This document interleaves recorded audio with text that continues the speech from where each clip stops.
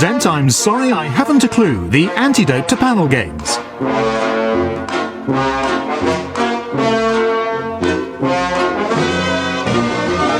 At the piano is Colin Sell, and your chairman is Jack D.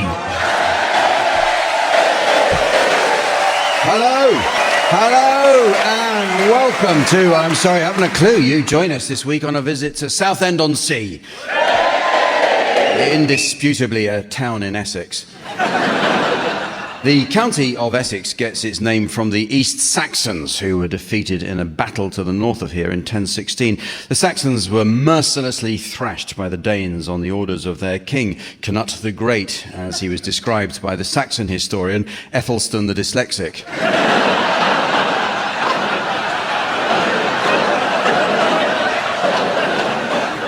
The Essex Literary Society was founded in 1831 by Peter Mark Roget, who wrote the famous Thesaurus, which bears his name. At the time, he struggled to find a market for his book and constantly pestered the eminent publisher Charles Branwell. After repeatedly rejecting it, Branwell finally told Roget to stick his Thesaurus up his arse-bum backside.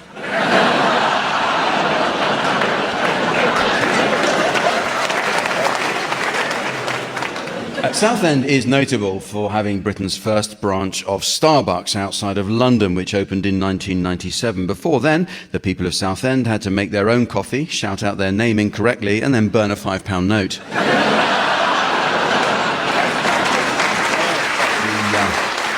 The man who designed the Range Rover retired here and passed away recently. He was coming out of a supermarket when he collapsed across 2 parking spaces.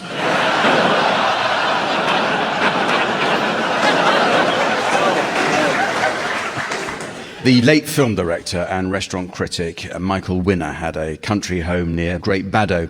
And sadly, the house burnt down while he was away, despite a neighbour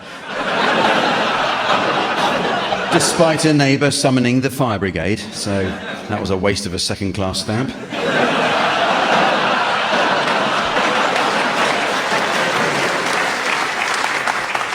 Let's meet the teams. They are. On my left, Barry Cryer and Sandy Toksvig. And on my right, Miles Jupp and Richard Osman.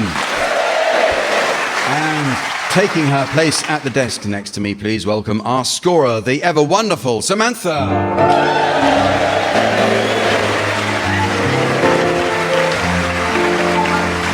Well, we start this week with a game called Change a Letter, Ruin a Show.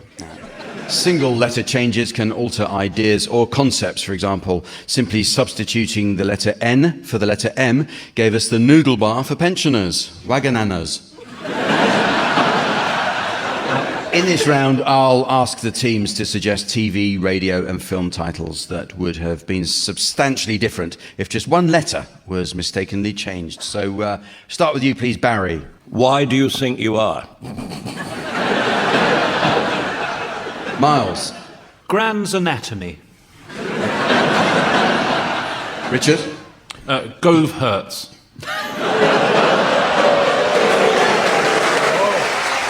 Sandy. Carl the Midwife.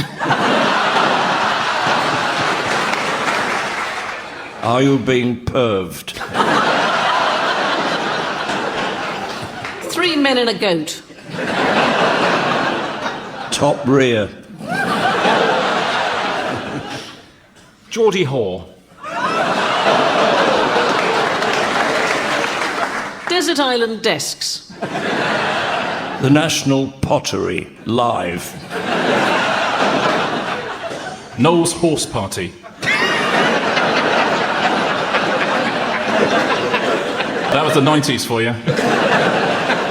Buffy the Vampire Slayer. Mr. Who. Kevin MacLeod's Gland Designs. Waking the Deaf.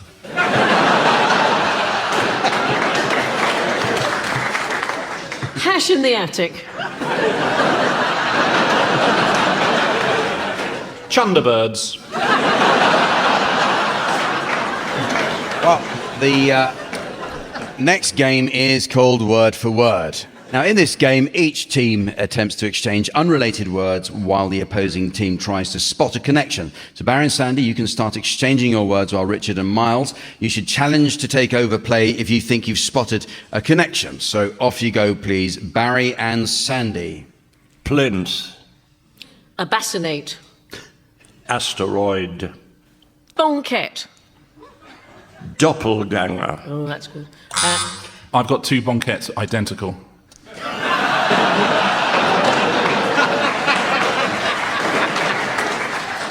Fair enough. I think if you've got 2 bonquettes, okay. yes, I I think we can never can. predict it. I will allow that. Yeah. I will allow that. That's a stroke of luck, wasn't it? Yes. So off you go, Richard. Glow stick. Plumage. Apropos. Cheeks. Hovercraft.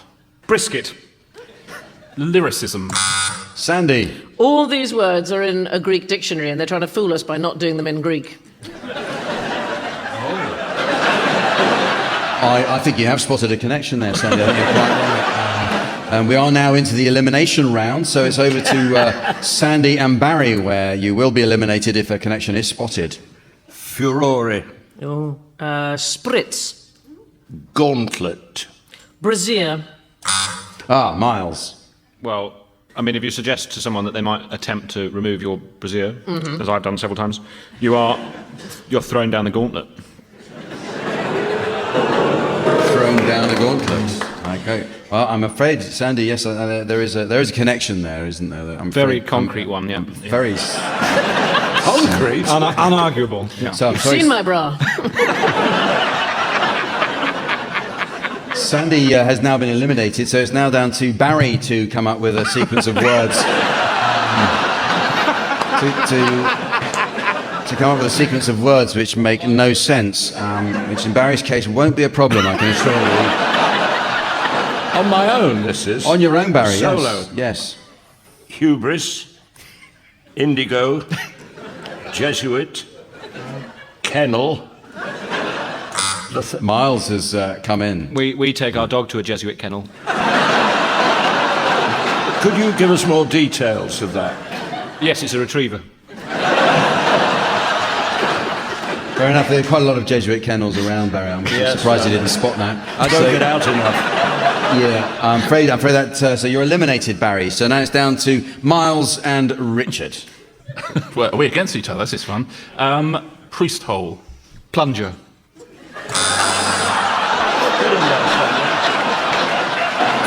Well, Sandy has challenged that, and I'm very grateful to Sandy because actually I am making up the rules as I go along and realise that there was no one left to challenge. Sandy, what did you spot there? Well, depending on the state of the priest's hole, I would imagine that a plunger might occasionally be necessary. Plunger might be necessary in the priest's hole. I don't know about. Well, I don't know if we can. Can't.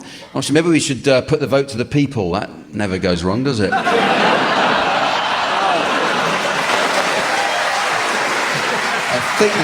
I think it's roughly 52-48%. So now it's down to Richard to come up with a sequence of words which have no connection. Okay. Rocket. Chummy. Sandy again. I imagine if you're in a rocket with somebody, you've got to be quite chummy. They're small. They're a confined space. You don't get in a rocket though, do you? You get in the capsule at the top of a rocket. Ooh, pedant. If you were an astronaut, you wouldn't be saying pedant. You would say thank you very much for that information. I thought you were using rocket as a verb and said, I imagine if you're going to rocket somebody, you'd be quite chummy with them. Oh. No, I misheard it, Yeah. so I simply misheard it. But no, I think, Jack, that means you win. Yeah. I'll buy that. Thank you very much. Okay, well, we come now to the round called Celebrity in a Box, and the rules are self-explanatory. So let's meet today's celebrity, and we're honoured to welcome His Royal Highness Prince William, Duke of Cambridge.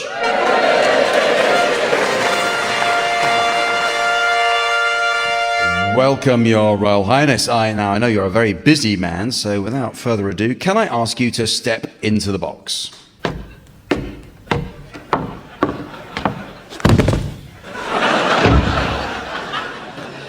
Thank you, and there we are, our celebrity in a box. On to the next round. Okay, the next round takes as its inspiration the world of games. Now, who here hasn't looked at a Monopoly box lid, read 8 years plus and thought, well, that's way too bloody long? The idea is that one team will play a favourite game of theirs, after which the opposing team should attempt to guess the name of the game that they're playing. So, Barry and Sandy, you can start, and the title of your game will now be advertised to the audience via the laser display board. And for listeners at home, here's the mystery voice. Gluedo. Gluedo. Are you ready? Yes, Barry and Sandy. Okay, my turn to guess this time. Was it Professor Gum in the craft room with the epoxy resin? No, it wasn't. Was it Colonel Yoo-Hoo in the bicycle shed with the rubber cement? No, it wasn't him either. Then I'm stuck.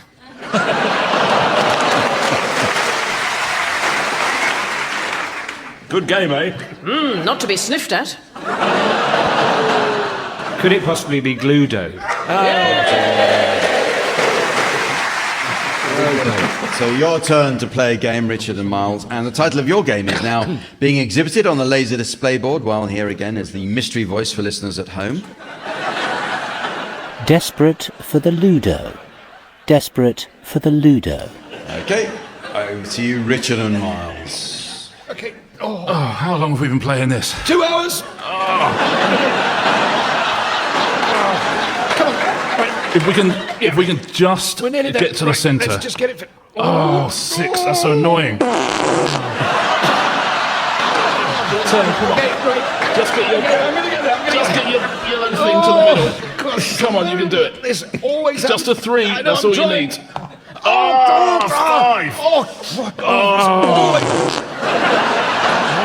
I just needed 2. I've got 3 of my red ones home. I just need 4. Can you roll for me? Because I need both hands to hold the table. I told you we shouldn't have that 3 bean salad before we started playing. 14. Okay, come on. We just need to get. You need you've gone all the way around the whole cross. You just need. Come on, go for it. Oh, finally. Oh, thank God. After you.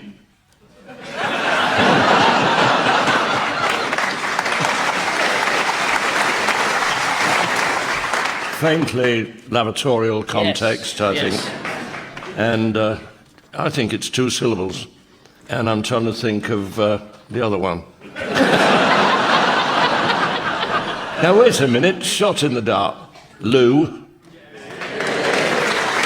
What can the second syllable be? Over to Sandy. Is it Ludo? Oh, there's more. Well, the prefix to Ludo was... There's a prefix to Ludo. Can I say, people listening at home, Richard has been the one that's hit the button every time. Sorry, what do you mean button?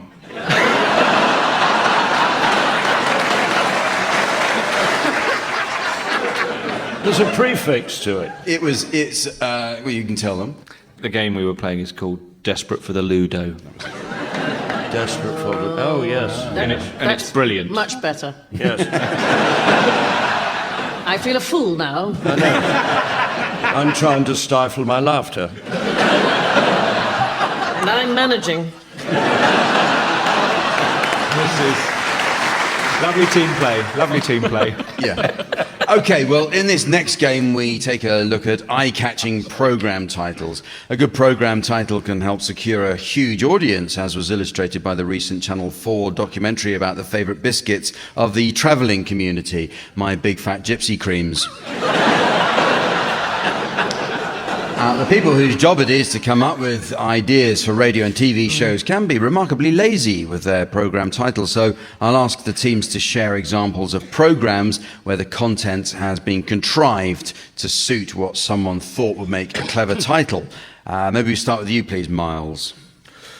Coming up on BBC Three, veteran comedian and ladies' man Barry Cryer hosts a brand new dating and makeover series specifically targeted at the over 80s. That's Snog, Barry, Avoid.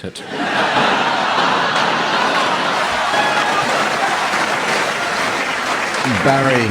On ITV tonight, Beyoncé shows us round a stately home she's just bought.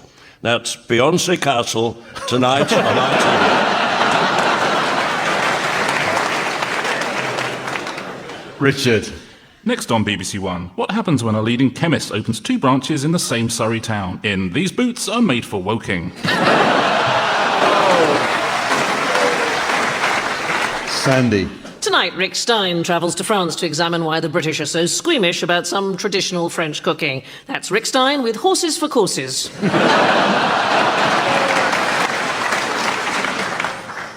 Coming up on BBC 4, we look at the intriguing case of how one of Britain's favourite comedians won planning permission to build his new house next to a cemetery. That's Let Bygraves Be Bygraves. Later on BBC 4. And on Channel 4 now, a documentary entirely made up of short bits of footage of cardiac surgery in Totally Clips of the Heart.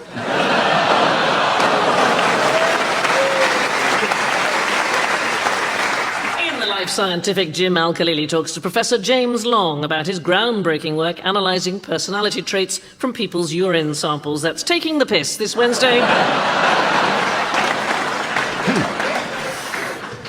Tonight's concert on Radio 3 features a group of amateur musicians who are all serving police officers, the London Occasional Law Officers Light Orchestra. So tonight at 8, don't miss music from LO, LO, LO. On E4 now, the dating show where IT professionals have to win a date and then immediately get dumped in Try Turning It On and Off Again.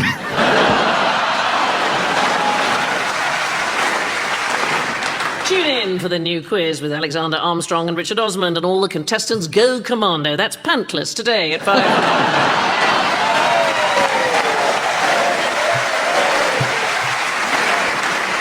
This next game is called Just a Minim, and it's a musical version of the long-running wireless favourite, Just a Minute. And Just a Minute has run for over 900 episodes and is kept fresh with regular injections of new blood, as is its host, Nicholas Parsons.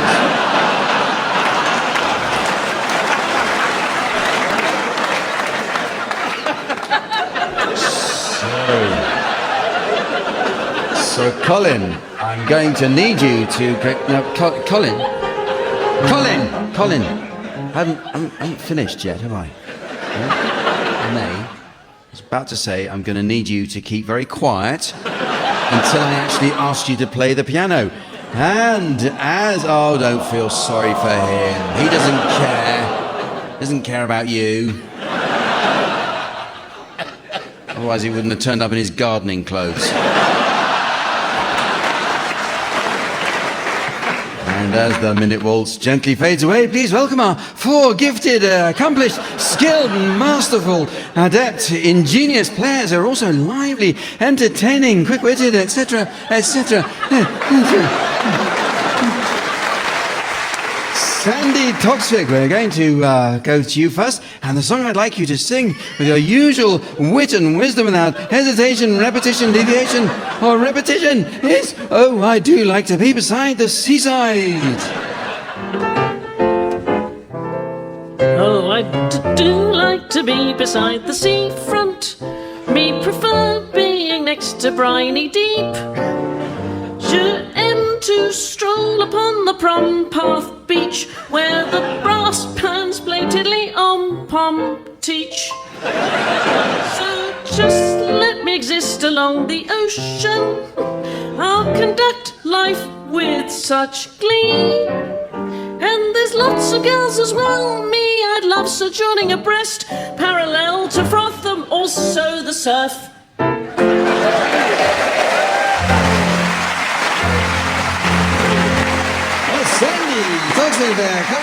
Going very skillfully to the end of a song. Unfortunately, there's still 36 seconds to go. But Sandy's doing so very, very well. What a marvellous, skillful player of the game that we love to play so much. And Sandy, who's played the game, we love to say so much, and so on several occasions now, and always doing very, very, very well with it. And considering she's actually... Considering she's a lady, and we always treat lady players on this show as if they are equal to men players.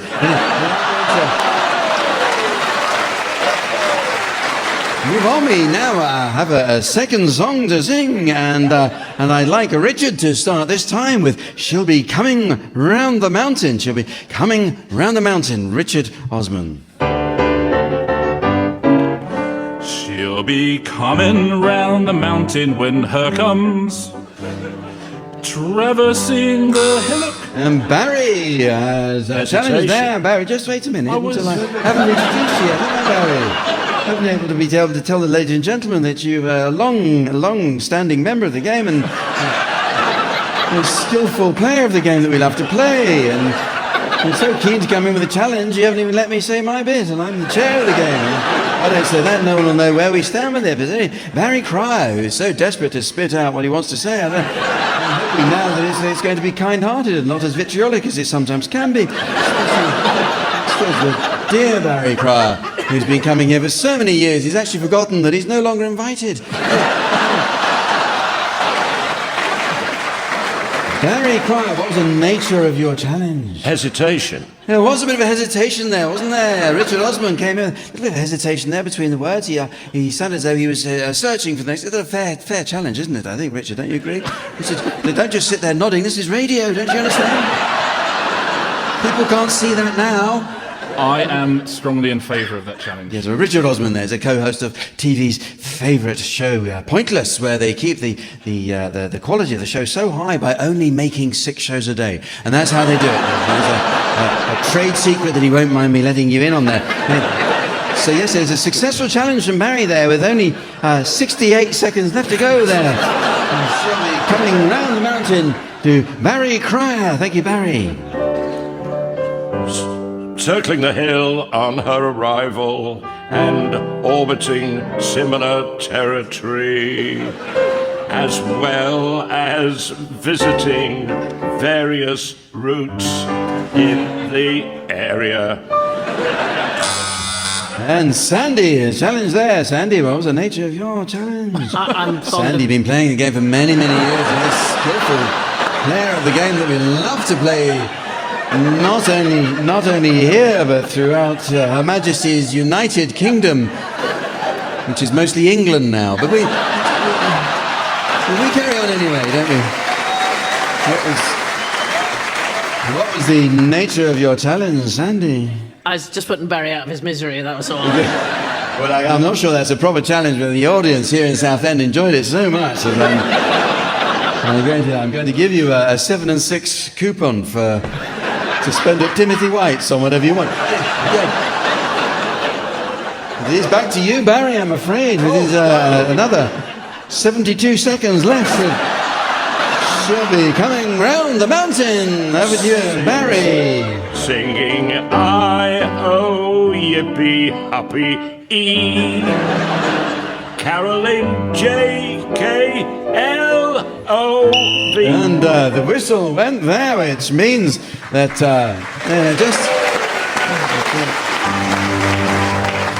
Well, that actually isn't the end of a round whistle. That's called the mercy whistle, that one, isn't it? Occasionally you have to blow it just to help Barry out. But you're doing very, very well there, weren't you? A seasoned player of the game. We love to play there, but didn't quite get the end there. But we have sadly come to the end of our time with Just a Minimum, so don't forget to tune in next week. And we are indebted, which is why we keep playing the game so much.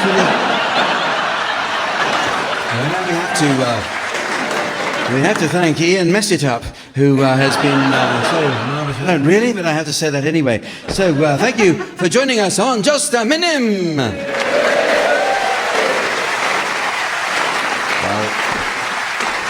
Well, ladies and gentlemen, it's very nearly the end of the show, but there is just time to fit in a quick round of Essex Songbook. Samantha tells me she's a huge fan of Southend and only recently spent an exhilarating afternoon here learning from a gentleman friend how to make candy floss in his seaside stall. How they laughed as she grabbed his wooden stick in her hand and watched as it grew bigger and bigger. Imagine her surprise when it flew off before she'd finished, leaving her with a very sticky sleeve.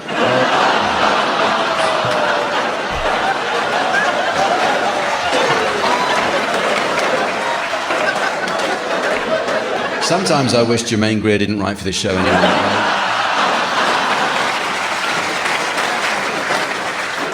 Teams, I'd like you to suggest song titles likely to be popular with people who live in Essex. Sandy, you can start, please. Don't let the sunbed go down on me. Miles. I'm still Stansted. Richard. By the rivers of Basildon. Barry. And now Southend is near. Hey, Mr. Tangerine Man.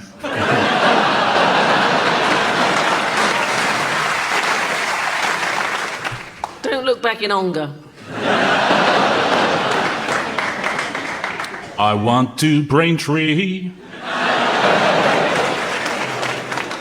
Nothing like a virgin. The jazz'll be the day. How much is that dogging in the window? Is this the way to Thurrock Services? It's Rain and Men. Hallelujah, it's Rain and Men. Amazing Grays. Leon-C, when you're not strong. And so, ladies and gentlemen, as the tarnished tarmac of time is furtively fly-tipped by the cowboy builder of belligerence, while the mouldering mattress of mortality pisses off the persistent picnickers of penitence, I notice it's the end of the show. So, from the team, Samantha and myself, and our audience here in Southend, it's goodbye. Goodbye. Barry Cryer, Miles Jupp, Richard Osman and Sandy Toxby have been given silly things to do by Jack D, with Colin Sell setting some of them to music. The programme consultants were Ian Pattinson and Fraser Steele. And the producer was John Naismith.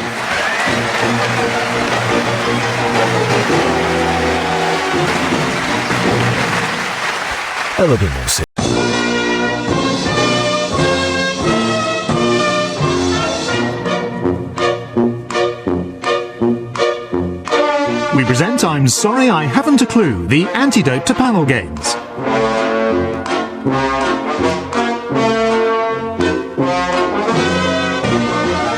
At the piano is Colin Sell, and your chairman is Jack D.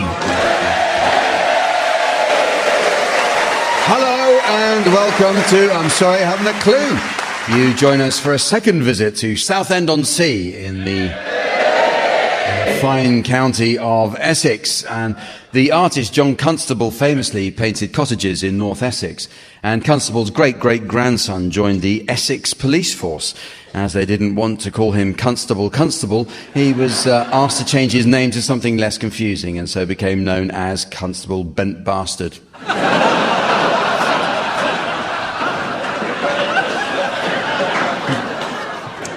Aged 109, Britain's oldest man lives in a retirement home here. Interviewed recently, Reg Dean said his only regret is that he can no longer do the things that he loved to do when he was in his 20s, flying planes and bombing Germany.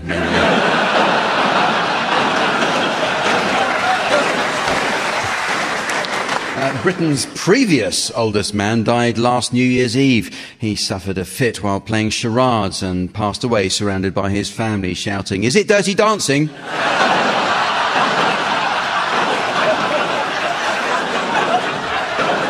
The first Citizens Advice Bureau in Essex was opened in Canvey Island, where in their first year they gave only one piece of advice: move.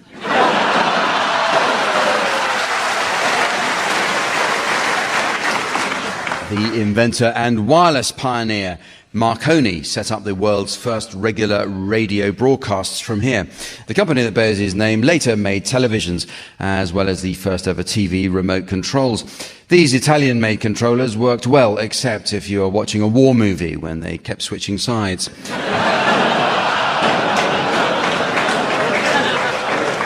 But Marconi wasn't the last person here to make people switch over to a different channel. Let's meet the teams. They are, on my left, Barry Cryer and Sandy Toxby. And on my right, Miles Jupp and Richard Osman. And the lovely lady who's been the team's right hand for many years. Please welcome our scorer, the delightful Samantha.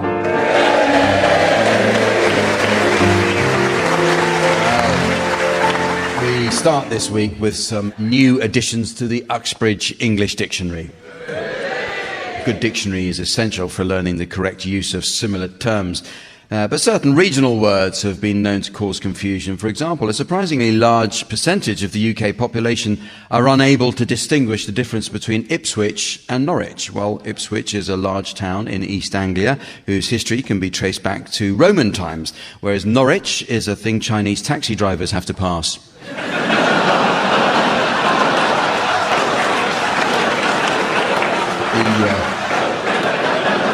But the meanings of words are constantly changing, team. So your suggestions, please, of any new definitions you may have spotted recently. Richard, you can start. Bigamist. Heavy fog.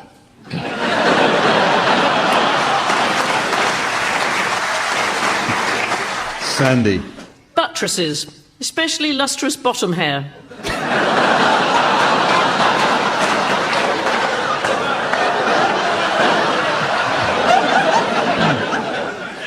Barry? Biddyford, a fiesta for an old lady. Miles? Mirth. A French moth.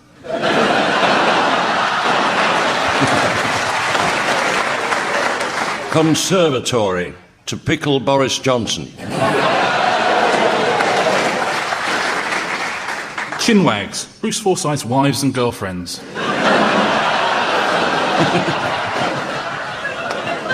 Bicker, like a ballpoint, only more so.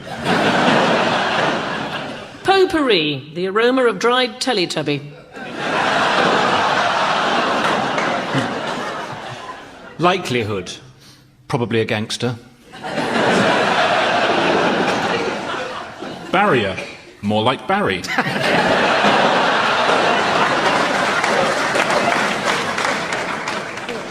Referendum. That's the last time I ask you.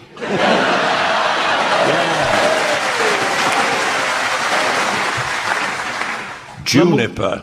Did you bite that woman? Perspire. How a steeplejack charges.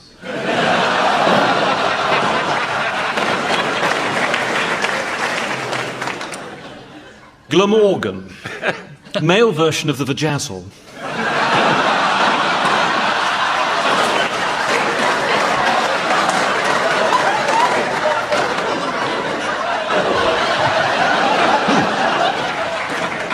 Windscreen. Underpants.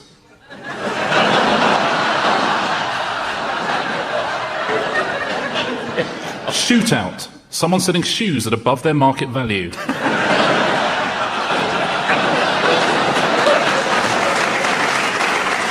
Well, it's time for some acting now in the miming round called Sound Charades. It's a variation of the old TV favourite, Give Us a Clue, a show that featured Mime Meister General Lionel Blair.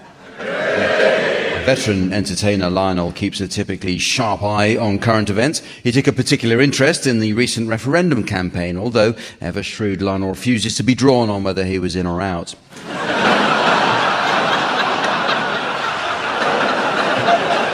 Miles and Richard. Miles and Richard, you're to start, please, and your title will shortly be displayed to the audience via the laser display screen. And the mystery voice for listeners at home. Pointless celebrities. Pointless celebrities. Well, I'm two words. Two words. I'm Two gonna words. say... It's a sort of mediocre television programme. Okay. Oh, this is a lovely restaurant, Miles. Certainly Thank you for is, bringing isn't me it? No. Don't look now. Guess who I've just seen? Literally just over your left shoulder. Oh, yeah. It's Piers Morgan.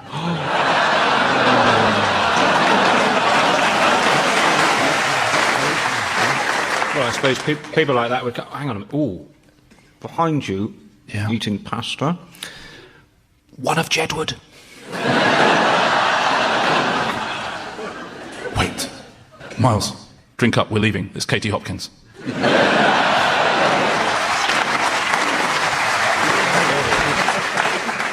It's sort of people you'd avoid. No, they're not here. Has it got, like so many things, the word celebrity in the title? Celebrity something. I don't watch any of these things. Celebrity... Celebrity dining, it's two words, wasn't it? Celebrity... Restaurant involved. Is the restaurant critical? I literally could not be more furious at this point.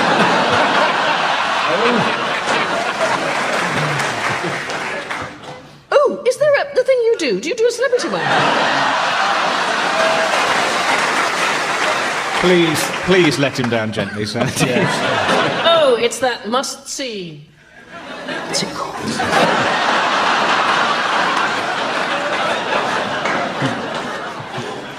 It's Celebrity Pointless. No, Pointless Celebrity.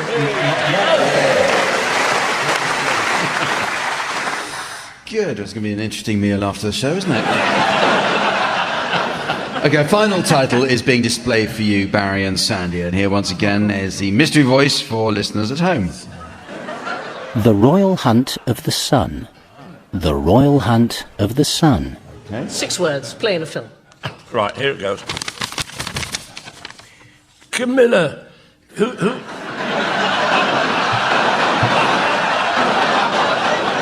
It's like he was in the room. Oh, I know. Who's been at my newspaper? Young Prince Harry, I bet. What do you mean, Charles? Somebody's pinched page 3.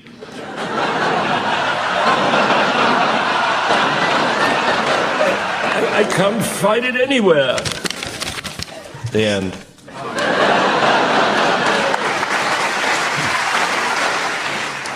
Right, so Royal or Charles? Yeah. Okay, and something is missing. Yes. So I need to search for it. Is 80s soft porn in the title of it? Is that Not precisely, no. Royal Hunt for the Sun. It's now time to play the game called Mornington Crescent. First, I noticed that our doormat has been festooned by a letter. It comes from Mrs. Trellis of North Wales. Mrs. Trellis writes, "Dear shipping forecast, I'm no prude, but why do doggers need to know which way the wind is blowing? Yours sincerely, Mrs. Trellis." As we're in Southend, we will follow the standard Essex protocols, which state that obliques are permissible, but only with the prior agreement of the chair, and players found to be outside the lateral may be placed in nip, but again, at the discretion of the chair. So, simple enough. Miles, you can start. Certainly, Kilburn High Road. That's a bit oblique to start with, isn't it? You know what? You've got to just play the tube station, not the man. Jack did say about being outside the lateral, and you're definitely outside. That's not outside. He can start because it's his because it's his first bid. It's my colour. Okay. Accepted. Throwing in. Right. Kilburn High Road, yes. Dollis Hill. Oh, very good. That's good. I've only ever played as an amateur before. This is quite frightening. I know what you want me to say, but I'm not going to. I am going to say Turnham Green. Oh, he did? Yeah. Thank you. Richard, you're saying Turnham Green, are you? I am, yeah. Let's see. It's right.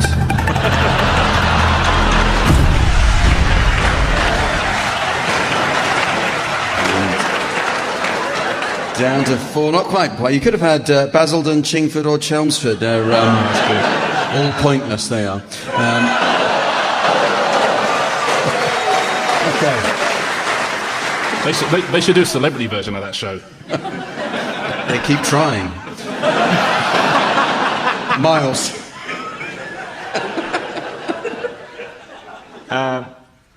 The Cut.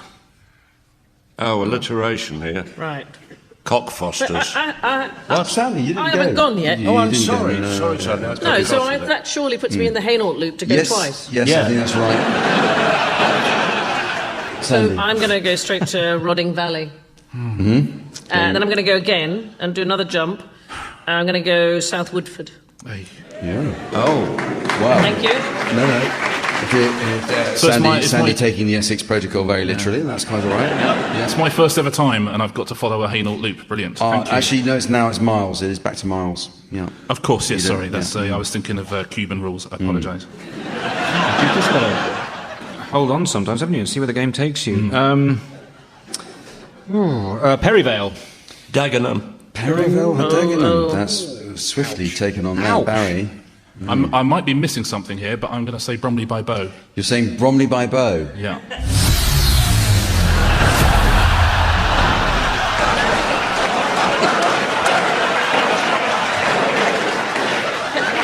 Bad Jack, can luck. I ask you a question? Yes. Is that sound effect something we're supposed to recognise? It is. There's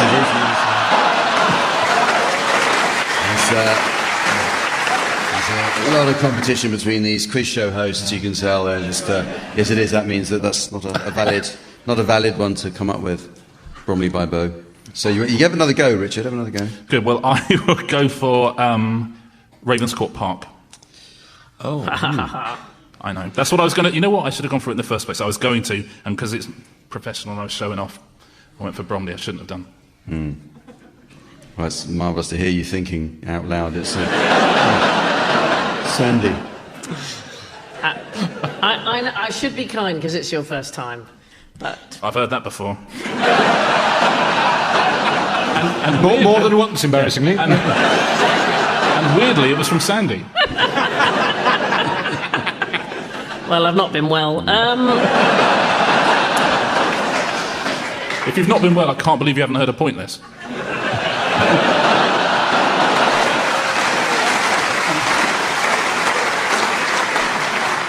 I do this weird thing. I've taken up reading. Mornington Crescent.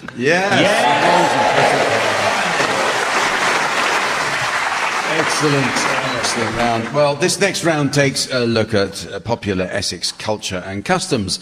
Culture in Essex dates back millennia, as local archaeologists recently proved after unearthing evidence from the Bronze Age, a Neolithic tanning salon. Okay, teams, I'm going to read to you a selection of genuine magazine and newspaper articles containing the words of a renowned local celebrity from which certain key passages have been removed. And your job is to fill in the missing bits. And the local celebrity in question is none other than star of the BAFTA-winning reality TV show The Only Way is Essex, Joey Essex. So can you fill in the missing parts from this interview? Everyone says I'm the Essex version of Jim... Broadbent. He said, no, Jim Carey, I sort of rule Essex, he says. I'm famous for my Joey Essex words. If I call someone a pair of Capri Suns, I'm... Using up 50% of my vocabulary. I'm calling them really silly. That's a good one.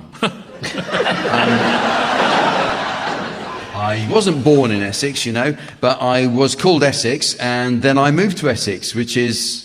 Which is why there's a petition to rename me Joey Australia.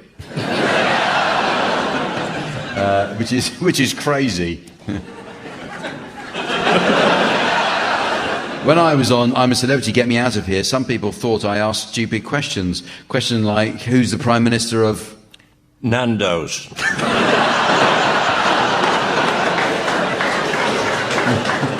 No, who's the Prime Minister of Essex? And are Richard and Judy the ones who... Do that show at the seaside with a crocodile and a baby.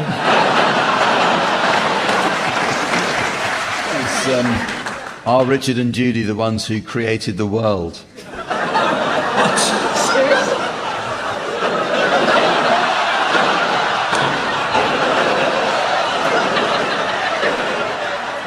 I wasn't the cleverest person at school. It's true, I still can't tell the time, but I don't have to. I just look at... The moon, except in the daytime. I just look at my phone. One bonfire night, my sister Frankie asked me if I knew the history of Guy Fawkes, and I said he was the guy who... Invented forks.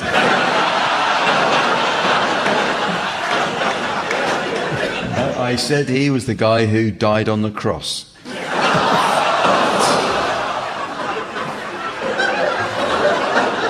Is it worth us making these things up at all?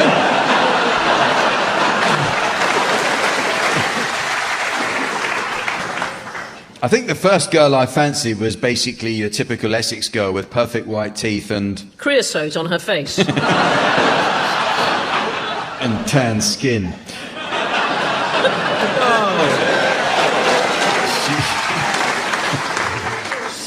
She was called Rosie, but everyone called her Frank. called her Bud.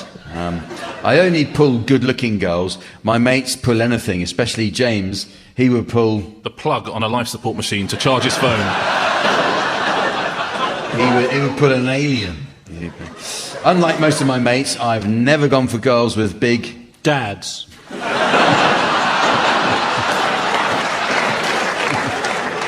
with big boobs. Boobs are weird, really, aren't they? What are they made of? They're like bits of... Cottage cheese in a dog poo bag.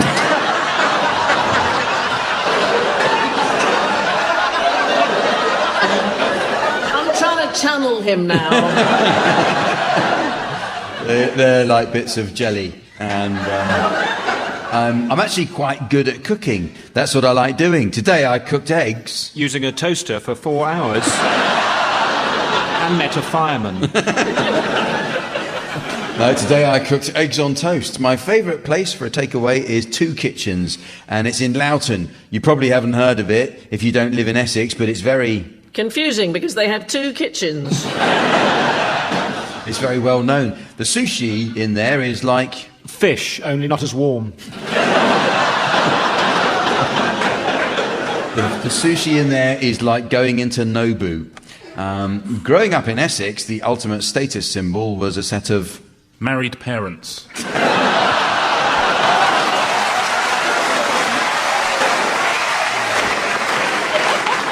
It's all right for you, I've got to come back here on tour. Not anymore, you don't. It was a set of wheels. My first car was a silver Ford Fiesta. One day, bang, boof, all this smoke started coming out of it, and I thought... Hope that doesn't happen to the car.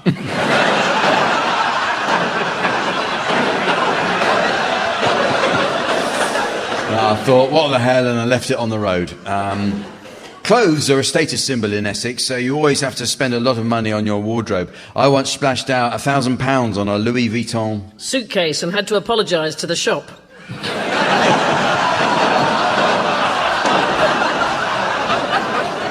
Vuitton tracksuit. I couldn't believe it when I bought my own place. I was buzzing. It's such a sick flat. My bedroom's got a walk-in... Clinic. walk-in wardrobe that lights up as soon as you go in. It's probably a fridge.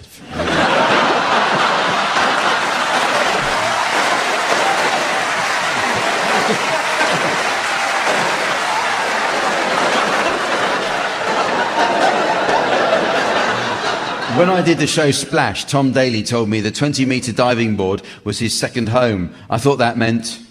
He must have a lot of very narrow furniture. They said I thought that meant he lived there.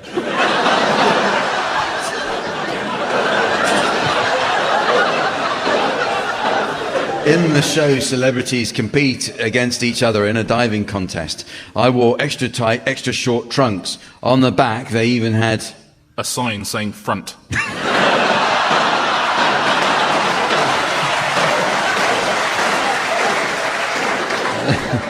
had Essex printed on them. I loved working on OK Magazine's Fun Bingo. I'm the host caller. There are a lot of my phrases in the game that are my sayings, like salty potato and... All the nines, 66.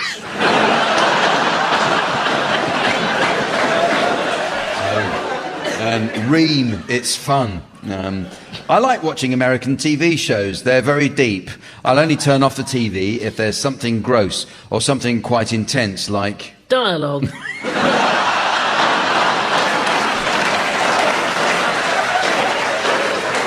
Like with body parts.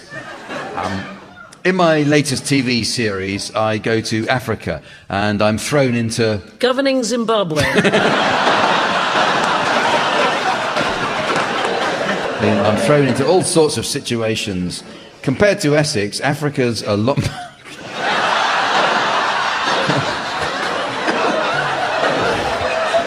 Compared to Essex, Africa's a lot more different, obviously. They don't really have... Mould and salt, for example. They don't really have houses, do they? I like animals, but they must have quite boring lives. The animals in the wild, they can't exactly take advantage of the fact that entrance to most museums is free. They can't exactly go clubbing or chat up girls. At least the dogs in Essex get to go dogging. Get to wear clothes, he says. He's not even here and he's doing better than us. It's...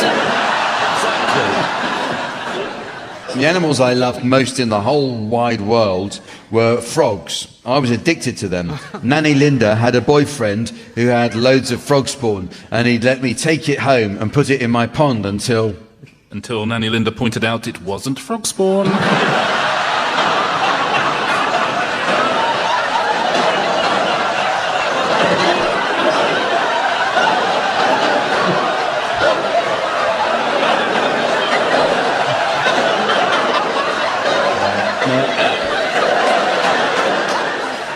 And I'd take it home and put it in my pond until I could breed frogs by myself.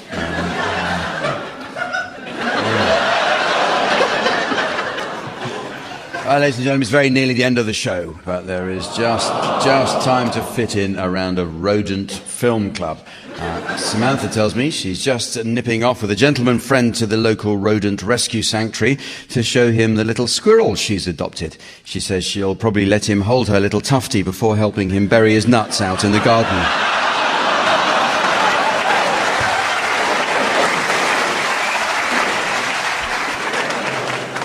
So teams, I'd like you to suggest film titles likely to prove popular with an audience of rodent lovers. So you can start, Richard. The Best Little Dormouse in Texas. Barry. 4 Lemmings and a Funeral. Sandy. Desperately Squeaking Susan. Miles. The Colour Gerbil.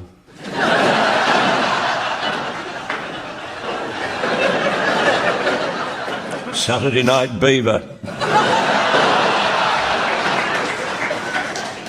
The Postman Always Brings Mice. Ferris Bueller's Day Off. Cheery Rats of Fire.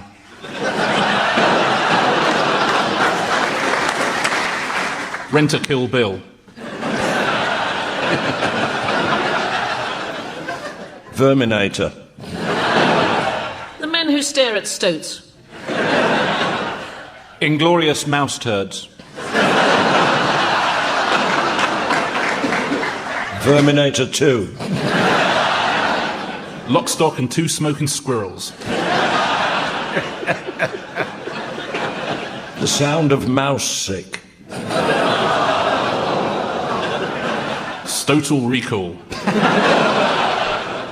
Or the German film Das Stut.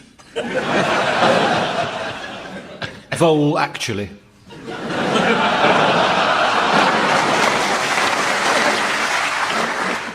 And so, ladies and gentlemen, as the jippy tummy of time confronts the partially thawed prawn of pestilence, and the Imodium of immortality is powerless to prevent the dastardly diarrhea of destiny, I notice it's the end of the show. So, from the team, Samantha and myself, and our audience here in Southend, it's goodbye. Goodbye.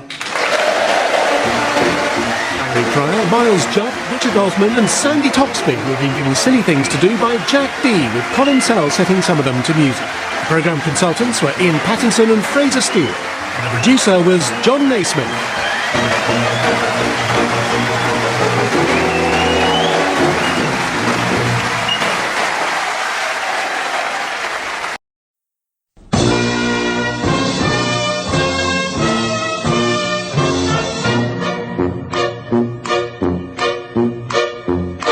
We present I'm Sorry I Haven't a Clue, the antidote to panel games.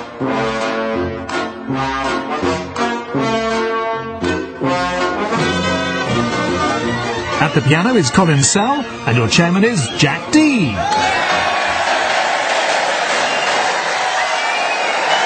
Hello, and welcome to I'm Sorry I Haven't a Clue. You join us this week in the fine city of Wolverhampton, quite literally the home of loads of people. The name Wolverhampton is derived from Wulfrun, the Anglo-Saxon noblewoman who was granted a land charter in 985 AD by King Ethelred the Unready.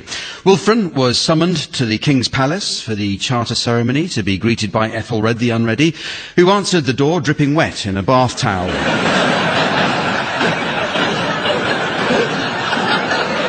He then tried to sell her some of his own brand torch batteries.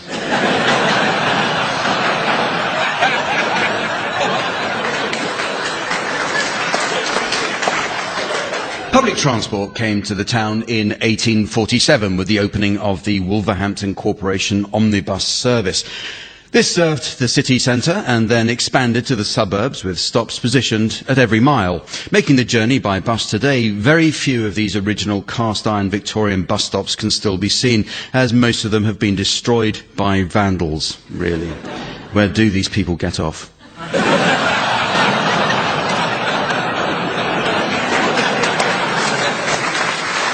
In Victorian times, Wolverhampton's engravers turned their hands to producing tools to make books and signs for the blind. They have a small museum which includes the least successful sign ever made in Braille. It reads, "Danger, do not touch."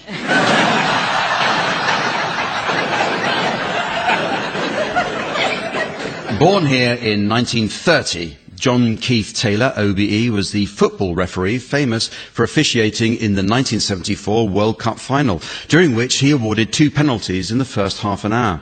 Sadly, his career ended soon after when he suffered a blow to the head, which caused his eyesight to come back. In 2003, the illusionist David Blaine previewed his glass container stunt suspended high above the Wulfrun shopping centre for 42 days. When he came down, having done nothing in a box for 7 weeks in a row, he was signed as a striker for Aston Villa.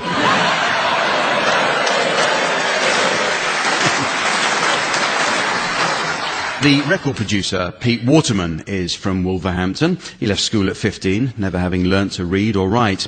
He went on to produce records for Kylie Minogue and Jason Donovan, which he described as making pop music more relevant. So he left school never having learnt to hear either.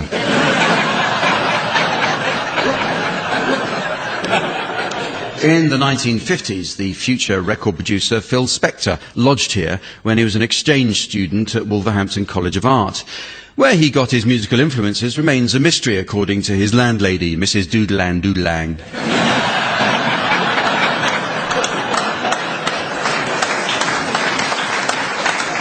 In the world of record production, Spector is widely regarded as a genius. That word is bandied about far too much these days. But not tonight. Let's meet the teams. On my left, Barry Cryer and Richard Osman.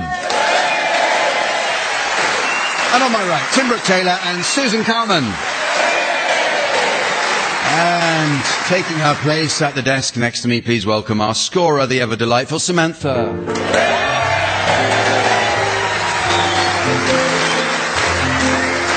Well, we start this week with a round called the Wilhelm Scream, and it's based on this, the most famous scream in cinema history. It's named after the character of Private Wilhelm, who gets shot by an arrow in a 1953 Western called The Charge at Feather Rock, and has been featured in over 225 films and TV episodes. The second most famous scream in cinema history is called the Revel Scream. It's named after anyone who's just paid £9.50 for a bag of Revels at a cinema. So teams, in this round, your job is to present me with statements which are bound to be met by the Wilhelm Scream. If I agree, I shall play it in. You can start, please, Richard. And next, on Channel 4, it's the Great British Bake Off.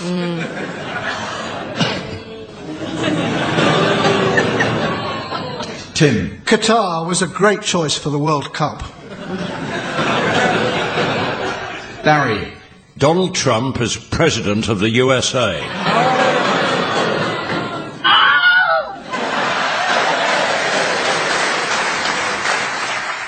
Susan. Now on Women's Hour, poetry about the menopause.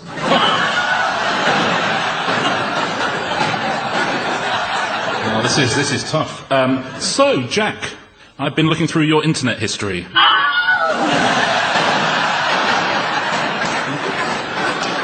Jack, That shooting stick you're sitting on is upside down. I'm under the bed.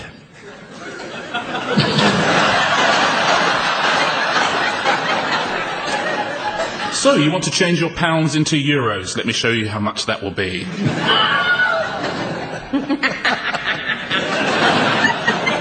Have you ever seen one of these before? I dropped some chocolate on my cream trousers and it's only 9 a.m. That really happened to me. It was very distressing. On behalf of Fulham Waitrose, I regret to inform you we have run out of organic hummus.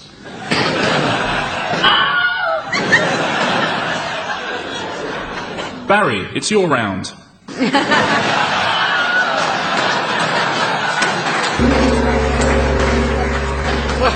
Okay. Time now for a musical round, as I ask the teams to play one song to the tune of another. Musical accompaniment will be provided by Colin Sell. And listeners may be interested to learn that Colin has a Midlands musical connection. In 1969, he collaborated with Roy Wood on The Move. Colin says it was just luck he happened to be working on the switchboard at Pickford's that day.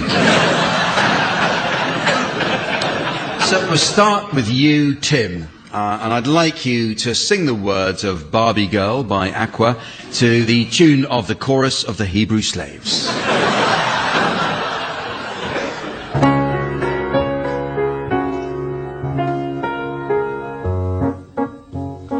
I'm a Barbie girl in a Barbie world.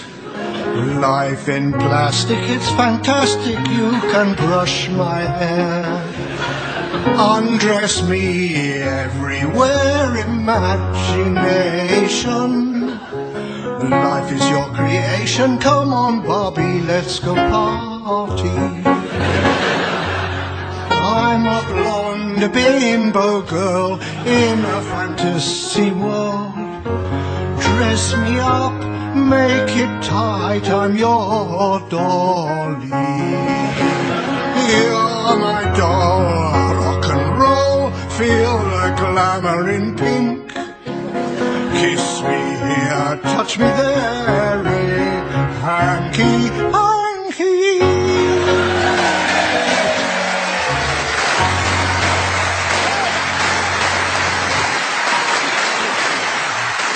That has every chance of being a Christmas Day number 1, Tim. If not that, certainly a Boxing Day number 2.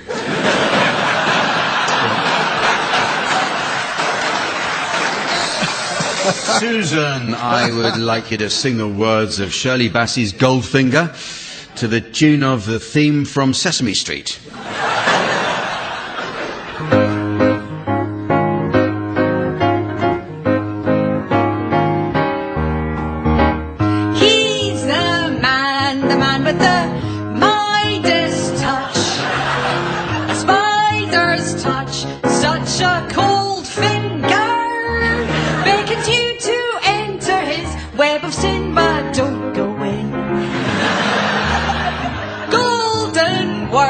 He will pour in your ear, but his lies can't disguise what you fear.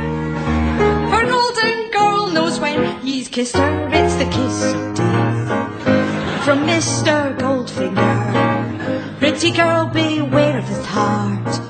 He's cold, he loves only gold.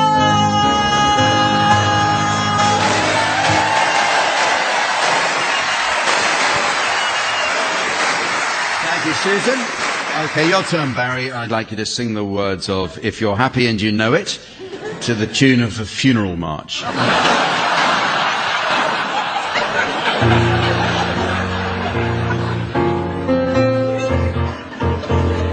If you're happy and you know it, clap your hands. If you're happy and you know it, clap your hands. If you're happy and you know it, then your face will surely show. If you're happy, clap your hands.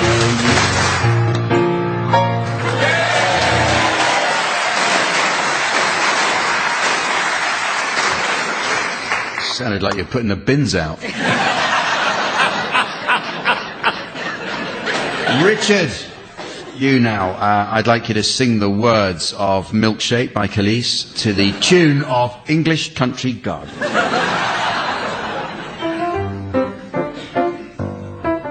My milkshake brings all the boys to the yard, and they're like, it's better than yours. Damn right, it's better than yours. I could teach you, but I'd have to charge. I know you want it, that thing that makes me what the guys go crazy for. They lose their minds the way I whine. I think it's time, la la la, warm it up.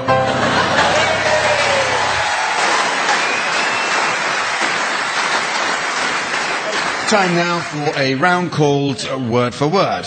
In this game, each team attempts to exchange unrelated words while the opposing team tries to spot a connection. Tim and Susan, you can start exchanging your words, while Barry and Richard, you should challenge to take over play if you think you've spotted a connection. Off you go, please, Tim and Susan. Maggot. Bandit. Porcelain. Spam. Jumper. Richard, you've spotted a connection. Yeah, I got a lovely spam jumper once for Christmas from an aunt who admittedly was getting on a bit. Did you wear it, the spam jumper? The spam jumper, I did, but it attracted dogs. Well, if that's the case, then I must stand up. I've never heard of a spam jumper, but apparently you've owned one, so it must be true. I admit I wasn't really listening. So over to Richard and Barry. Aardvark. Cummerbund. But Susan. That's Benedict Cumberbatch's original name. So, Jack, that is true. I admire that interruption. Yeah. It is. You had to change It must have been in my head when you said reasons. it, yeah. So over to you, Susan and Tim. Brexit. Potato. Pyramid. Cardio.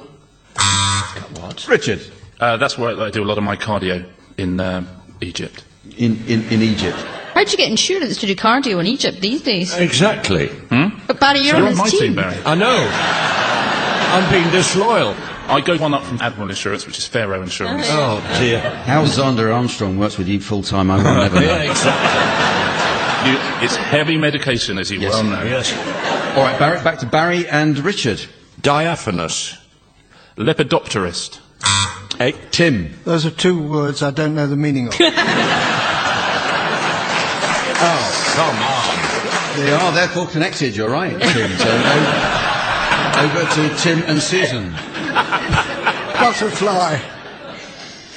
Rubber. Quadruple. Coat. Richard. Well, just when it's very cold. That's a good point, you wear a quadruple coat. Yeah. Back to Barry and Richard. Fallible. Bumblebee. Oh, and the gong has gone, which means that I have remembered how to end that game. Okay, the next round takes as its inspiration the world of games. Who here hasn't looked at a Monopoly box lid, read 8 years plus and thought, that's way too bloody long? The idea is that one team will play a favourite game of theirs, after which the opposing team should attempt to guess the name of the game that they're playing. So Barry and Richard, you can start. The title of your game will now be advertised to the audience via the laser display board. And for listeners at home, here's the mystery voice. Astronauts and crosses. Astronauts and crosses. So off you go, please, Barry and Richard. I will boldly go first. X, centre square. I'm going to take a giant leap here. O, top left. Careful, Barry.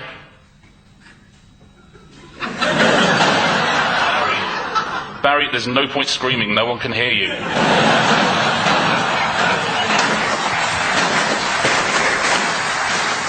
Would it have anything to do with space and astronauts and crosses? Right, it's your time to play a game now, Tim and Susan, and the title of your game is now being exhibited on the laser display board, while here again is the mystery voice for listeners at home. Pin the blame on the donkey. Pin the blame on the donkey. So off you go, Tim and Susan. Right, Tim, I'll just pop this blindfold on for you. Okay. Yeah, you sure you can't see anything? Who said that? Great. Okay, off you go then. Was that you? No, it was not. Really? Well, who else was it then? It was him. Oh, okay, fine.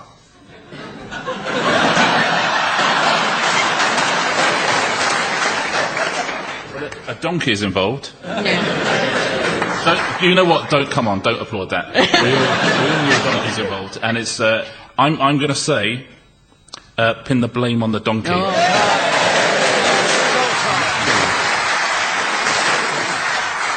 Well, okay, final game title now being displayed for you, Barry and Richard. And here is the mystery voice for listeners at home. A game of Dennis. A game of Dennis. I'll start, I think. Waterman.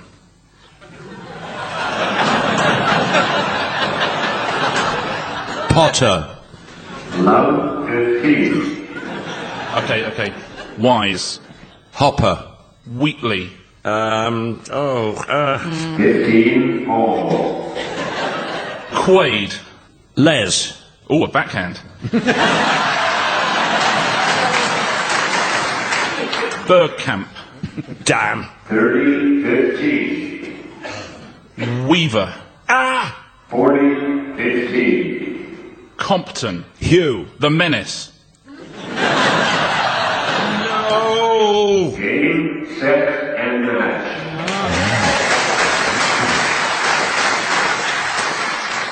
Everyone there appeared to have the same first name, which would be Dennis. So would it be Dennis Tennis? Dennis Lawn? Game of Dennis? Yes. Well, I'm going to test the teams on their knowledge of movies next in a game called Complete Trailers. A family trip to the cinema is an enjoyable, if expensive, treat. My advice is to bring your own food, although it's best to sit away from the smoke alarms when lighting your charcoal.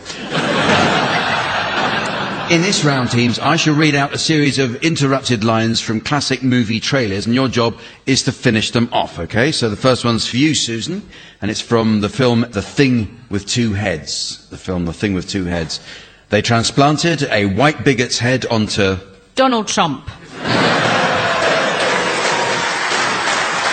actually onto a Soul Brother's body, was it? Tim, this is for you. From The Wizard of Oz. Many, many miles east of nowhere lies... Walsall. It's the amazing land of Oz. One for you, Richard. From Vertigo. A beautiful girl haunted by the desperate, unexplainable urge to... Marry Rupert Murdoch. destroy herself. Barry, this is from Invasion of the Body Snatchers. Incredible, invisible.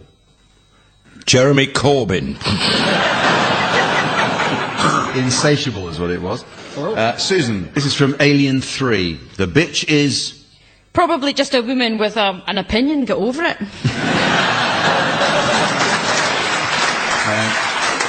The bitch is back. Tim, this is from Mary Poppins. Starring the toast of Broadway's musical stage, the incomparable Julie Andrews, and America's fabulous funny man Dick Van Dyke, as you've never... Heard English before. As you've never seen him before. Oh. And finally, Richard, from Jaws, don't go in the... Ladies again, Barry. The graffiti's neater in there. Got the hands free. No.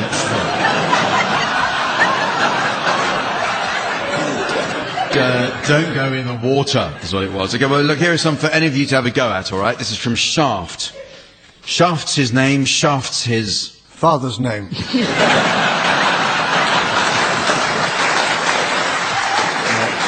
his game. Oh, yeah. It's a trailer from American Gigolo. He's the highest paid lover in Beverly Hills. He leaves women feeling more alive than they've ever felt before, except he's got to be home by 7, so Mrs. Cryer can use the car.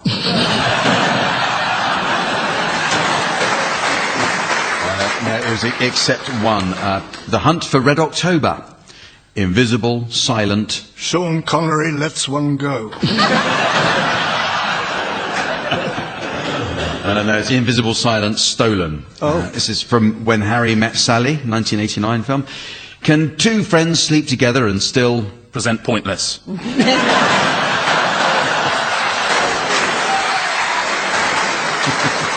heard it here first. Still love each other in the morning. That's equally nice. And finally, from Lost in Translation. Sometimes you have to go halfway around the world to come... But it's worth it.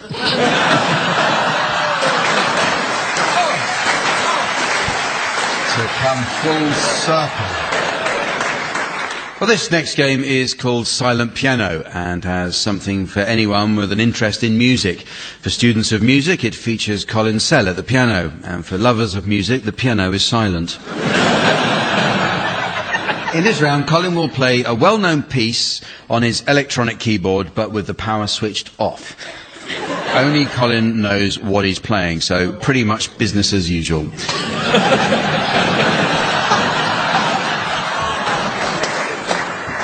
The team's job is to identify the piece he's playing before the power returns, okay? So off you go, please. Colin.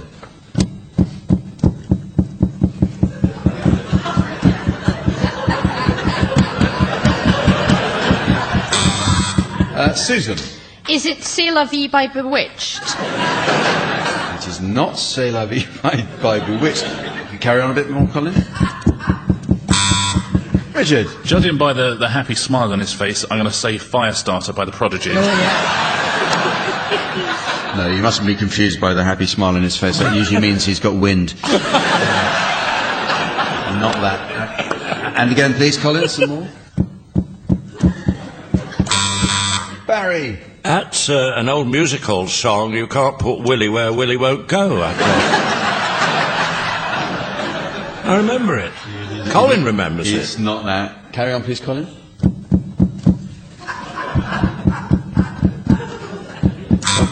Is it the theme to Heartbeat? Not that either. Okay, carry on, please, Colin. We might have to reveal this in a second.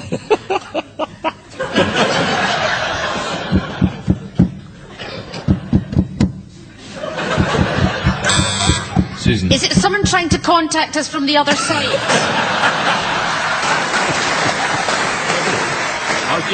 Is it the Ghost of Liberace? It's not that either. So carry on then, please, Colin, and maybe the music will play in now. Oh, isn't it rich? Isn't it rich? Yes. Say you will, Send say in the you clowns. won't, say you'll do what I don't. Send in the clowns. Say it's true, say to me, say love you. I suppose we have to take Colin's word for it that that's what he was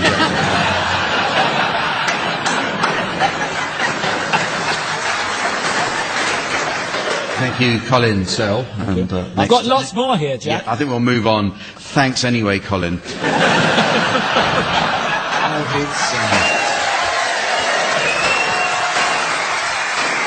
Well, it's very nearly the end of the show, but there is just time to fit in a quick round which looks at the musical preferences of unclean or messy people. Samantha is fanatical about cleanliness and tells us she's forever cleaning at her local YMCA. She says she usually starts with a lengthy rub down in the bathroom with Mr. Muscle before polishing off a tall boy in the bedroom after a few squirts from Mr. Sheen.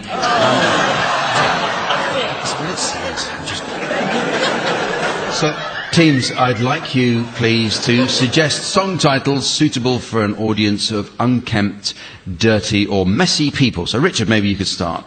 For Breezy Lover. Barry. Handel's Messier.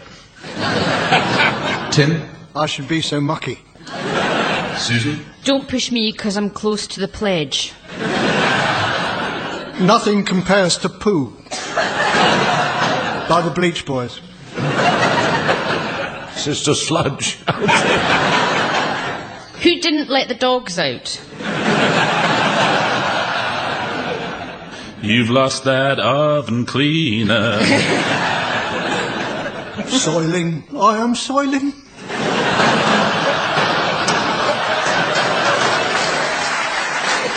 Please degrease me. Anything by Bruce Springsteen. Fields of mould. House of the Rising Scum. She's a cheesy lover. Staying alive.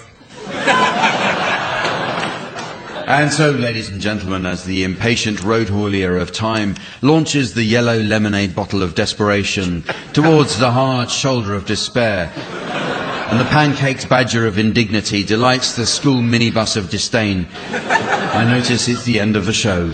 So from the team, Samantha and myself and our audience here in Wolverhampton, it's goodbye. Goodbye.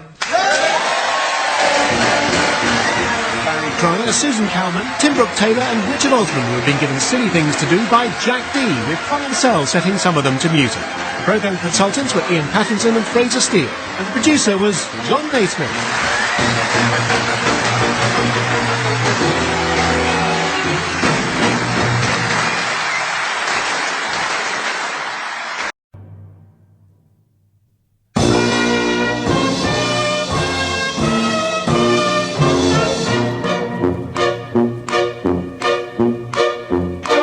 We present I'm Sorry I Haven't a Clue, the antidote to panel games.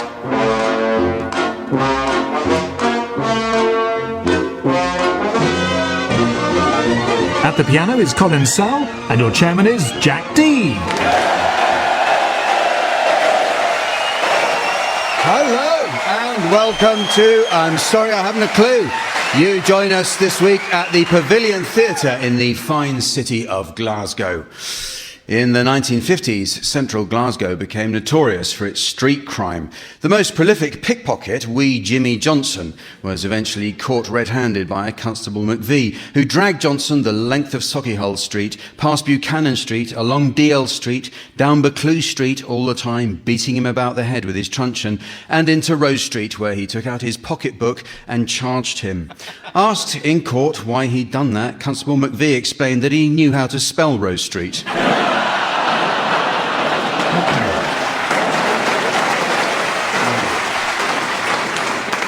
The illusionist Henry MacAualay worked the variety halls and bars of Glasgow in the 1950s. MacAualay also discovered the secret to becoming invisible when he passed the hat round in a Parkhead pub.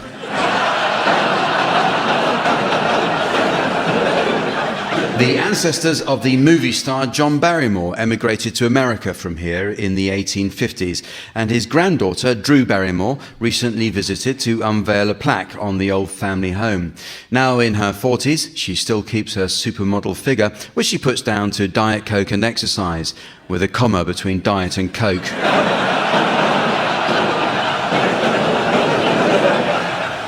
When earlier this year it was discovered that carbon emissions from Glasgow and its surrounding towns will eventually put much of northern England under floodwater, the Scottish Environment Agency immediately sprang into not giving a toss.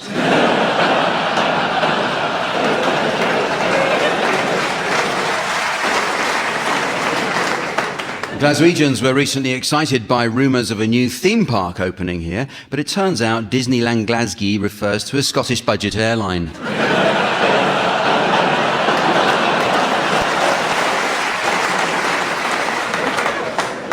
Glasgow's Prestwick Airport is famous as it was visited by Elvis Presley in 1960 when he made a short stopover on his way back from serving in the army in Germany. Elvis never came back to Britain again and passed away in 1977 in the toilet. But he's not the last visitor here to have died on his arse. Let's meet the teams. They are, on my left, Barry Cryer and Fred MacAulay. And on my right, Tony Hawks and Susan Calman. And taking her place at the desk next to me, please welcome our scorer, the ever-fragrant Samantha.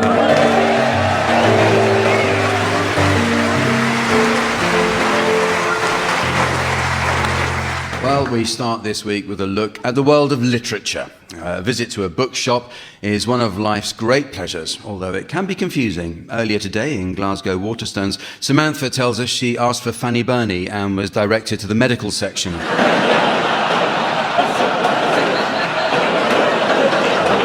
this round, I'll ask the teams to suggest book titles that would have been substantially different if just one letter was mistakenly added to the title. Barry, you can start. 50 Shades of Gravy. Susan. Angels with dirty feces.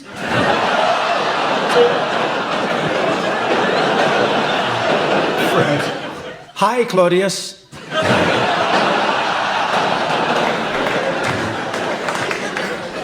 Tony. Angela's rashes.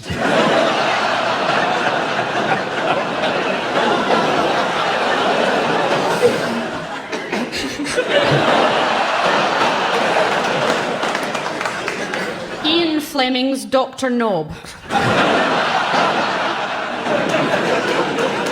The Hunt for Fred October. 5 Go Clamping. Wart and Peace. Little Fred Riding Hood. I think you know what I'm up to. Fart from the madding crowd. Finnegan's Awake. Don't Quixote. Harry Potter and the Philosopher's Stoned.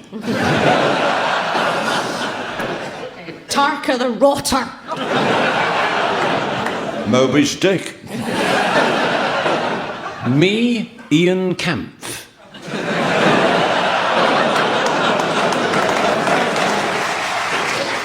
The Man with the Golden Gunk. Well, it's time now for a musical round, as I ask the teams to play one song to the tune of another. This shouldn't be confused with Andrew Lloyd Webber's greatest hits, one song to the tune of Mendelssohn's Violin Concerto. At the piano, we have Colin Sell. Scottish listeners may be interested to learn that Colin was the man behind Wet, Wet, Wet, still Radio Clyde's most accurate 3-day weather forecast. So we'll start with you, Barry. I would like you to sing the words of Run, Rabbit, Run to the tune of the theme from Swan Lake.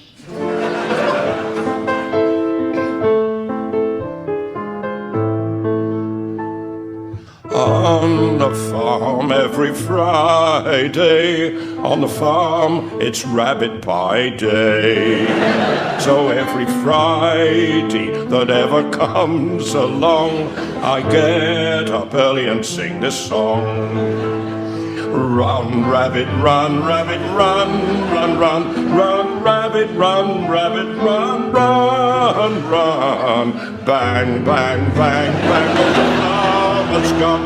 Run, rabbit, run, rabbit, run, run, run.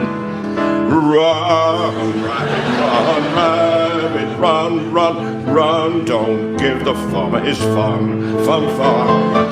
He'll get by without his rabbit pie. So run, rabbit, run, run, run.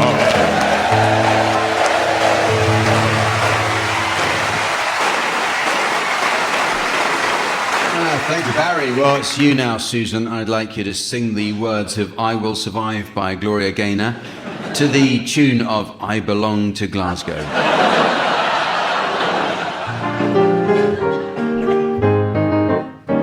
At first I was afraid, I was petrified, kept thinking I could never live without you by my side. But then I spent so many nights thinking how you did me wrong. And I grew strong, I learned how to get along, and so you're back from outer space.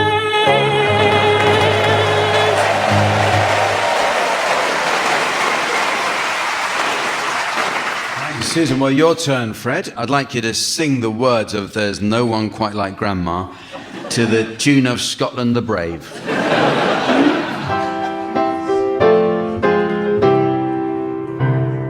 There's no one quite like Grandma, and I know you will agree that she always is a friend to you and a friend to me.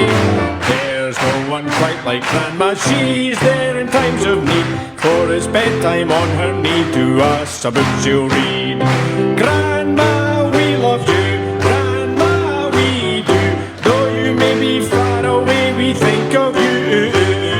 And one day when we are older, we'll look back and say there's no one quite like Grandma, she's helped us on our way.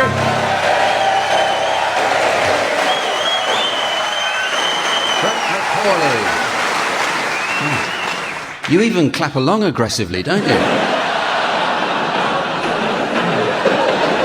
Finally, Tony, I would like you to sing the words of Relax by Frankie Goes to Hollywood to the tune of There's a Kind of Hush by the Carpenters.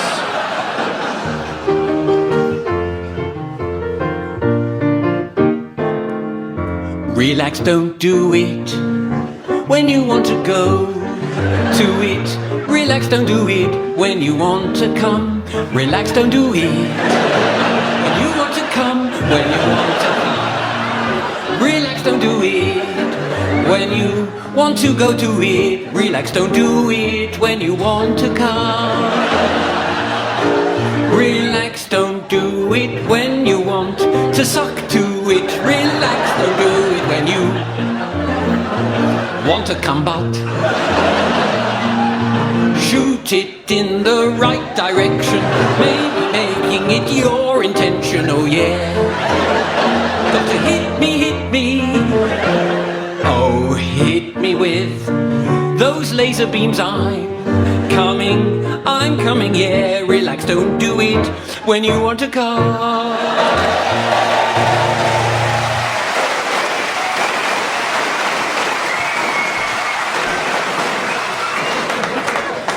Well, the next game is called Word for Word, and it's all about words.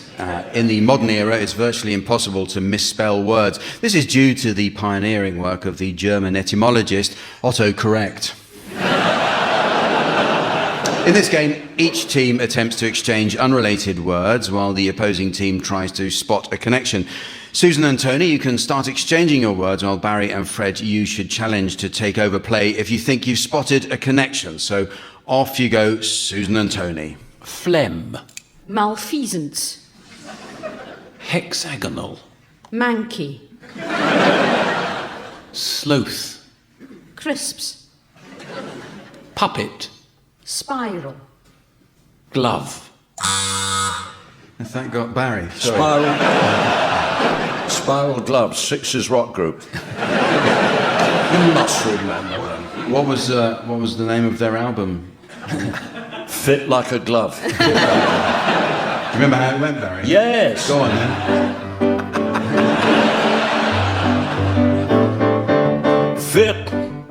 Fit like a glove. You fit me, darling. You fit me like a glove. My heart is breaking. Very good. Jack, did you know that fit like a glove is actually a question in Aberdeenshire?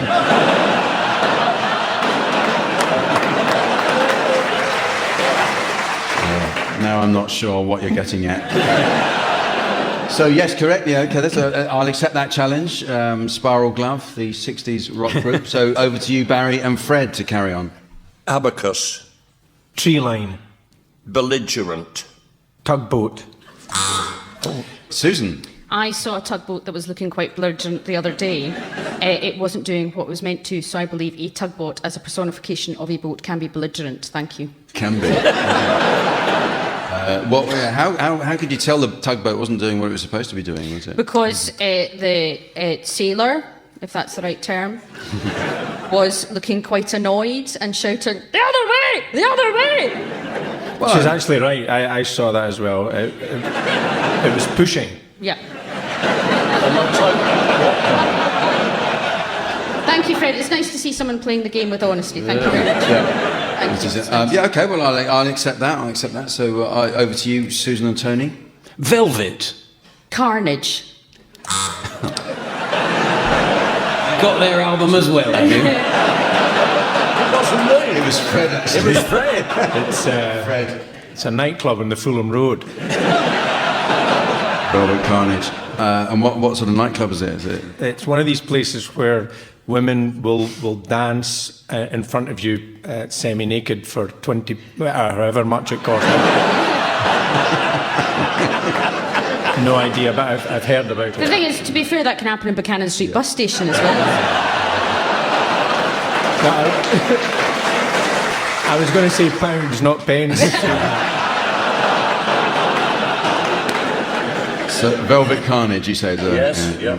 A place where you go for a belligerent tugboat. So, yeah, I accept your challenge. Fred and Barry. Diagram. Stairwell. Tony, straight in there. Well, you can't have a stairwell, build it without a diagram of it to start with. I mean, they go together like glove and velvet. Yeah. If you walk down the stairs to the dressing rooms in this building, they were never on a diagram. That's right. Right, we'll do one that's 9 inches, then one at 6 inches, another one at 10 inches. Yeah. It's all right if you're sober, Fred. So I'll give that to you, Tony and Susan. Yes, that's over to you two. Oh, but there goes the gong, which tells us it's the end of the game, so we won't know what you were going to come up with next, Tony and Susan. Nor will we know who won.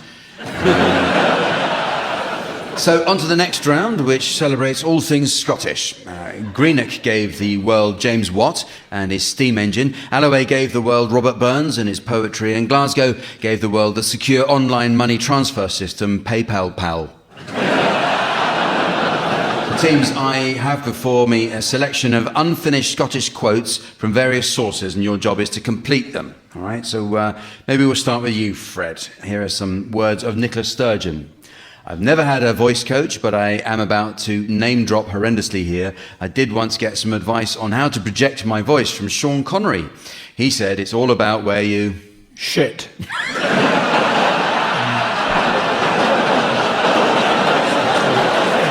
Chamber. It's all about where you shit in the chamber.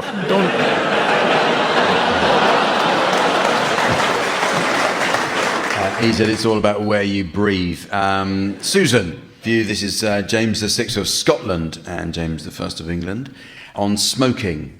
It is a custom loathsome to the eye, hateful to the nose, harmful to the brain, dangerous to the lungs, and in the black, stinking fume thereof, nearest resembling the horrible Stygian smoke of the pit that is... Muirfield Golf Course.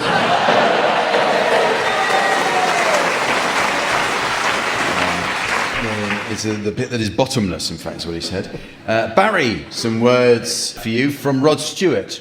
If there's one thing I've learned about women, which I try to pass on to my boys, it's... They don't like being passed on to my boys.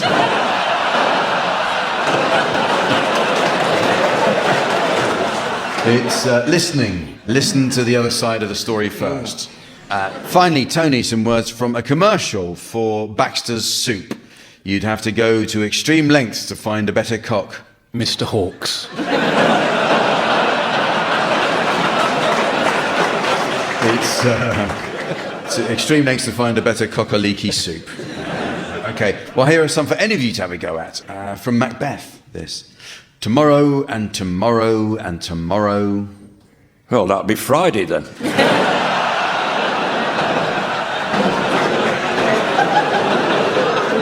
It creeps in this petty pace from day to day to the last syllable of recorded time. Rod Stewart again. My shows are like having a climax. It's like having an incredible natural climax. And then suddenly it's...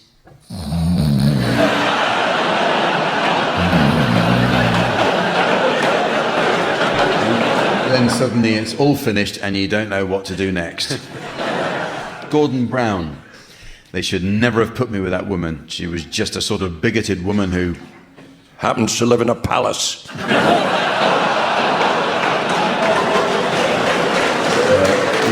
She was just a sort of bigoted woman who said she used to be Labour. Dundee, one city, many... clinics. Many discoveries. Miss Hooley from Balamory. So, what's the story in Balamory? Well, today in Balamory it's a sunny day and everyone here is... Topless! is busy going to work and school. Here's Sean Connery. Perhaps I'm not a good actor, but I would be even worse at... systems analysis.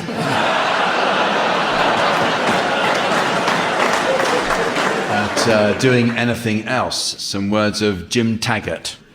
There's been a... Sail at Liddell, I got a canoe.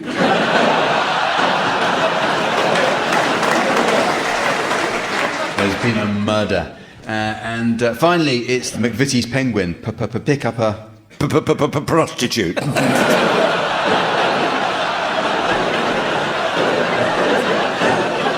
You're better behaved when Graham's here. I don't know. Answer, that was penguin. This next round is a musical one and entitled Karaoke Cokie. Scotland has produced many great singers, including, of course, Rod Stewart, who was born in the Bonnie Glens of North London. Interestingly, Rod's life story is soon to be made into a film, Brave Hertfordshire.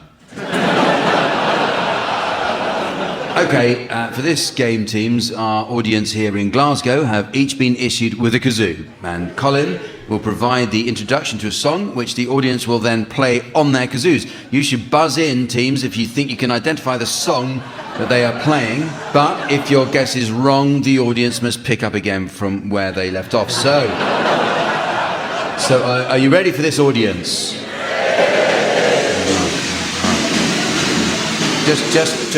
Just to let you know, that was quite aggressive. I know you don't know you're doing it, but the title of your first song will now be relayed to you via the laser display screen. And for listeners at home, here's the mystery voice. Flower of Scotland. Flower of Scotland. So if you're ready, off you go, please, Colin.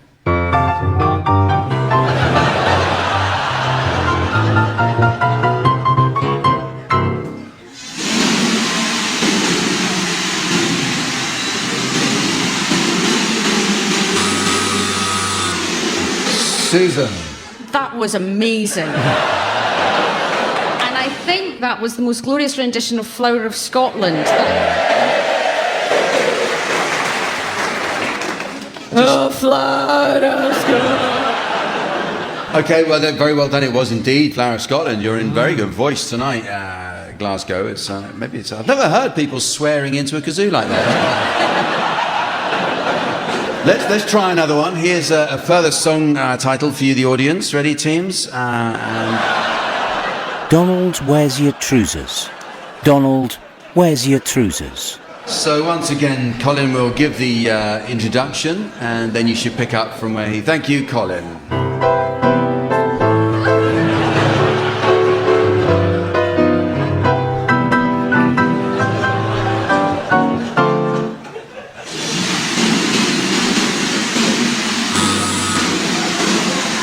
Fred.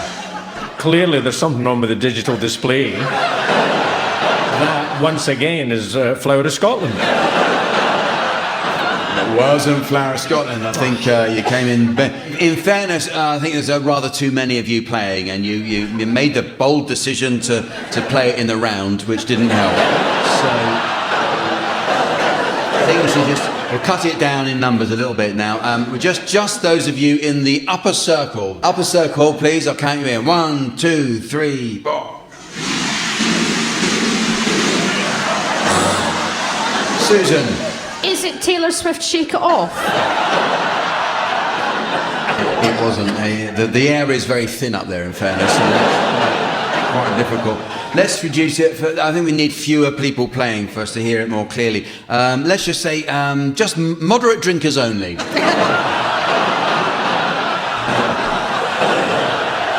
Maybe not. Maybe not.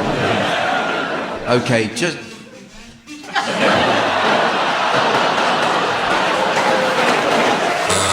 Yes, Tony. Was that all by myself? It's Sister Mary giving us a lovely rendition. And she doesn't even have a kazoo. Let's not go there, Fred.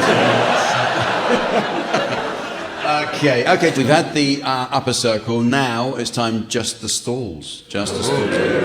Right, come on, people. Yeah, 1, 2, 3, 4.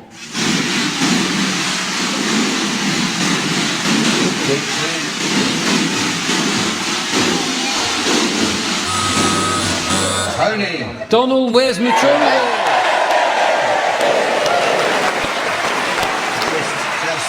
See, up in the upper circle, that must be pretty hard to take.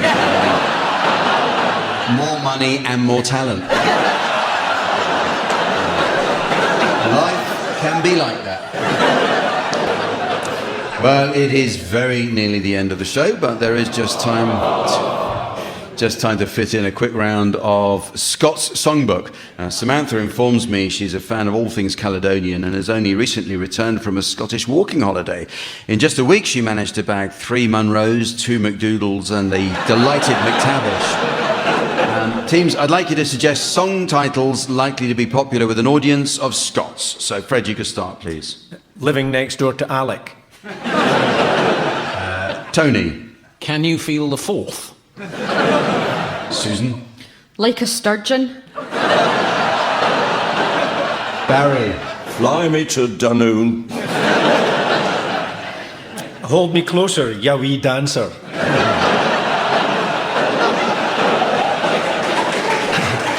I just called to say I love you.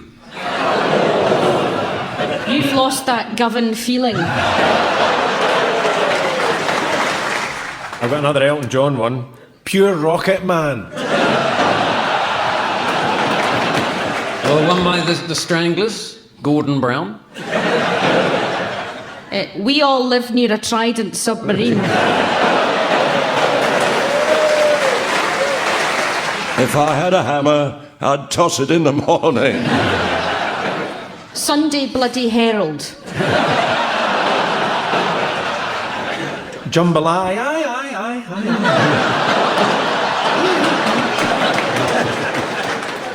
Shiny Happy Peebles. Cabers. Everybody needs good cabers. Fishing on a Star. Is yous or is you ain't from Paisley? I'm a Bobby girl.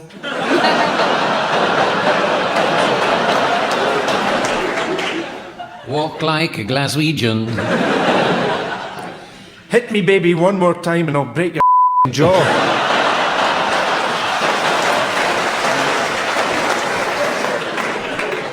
And so, ladies and gentlemen, as the vicious wind of time whistles up the real Scotsman's kilt of eternity and the scrotal sack of serenity puckers beneath the sporran of existence, I see it's the end of the show. So from the teams, Samantha and myself, and our audience here in Glasgow, it's goodbye. Goodbye. Barry Croyer, Tony Hawks, Susan Calman and Fred MacAulay have been given silly things to do by Jack D, with Colin Sell setting some of them to music. Programme consultants were Ian Pattinson and Fraser Steele, and the producer was John Naismith.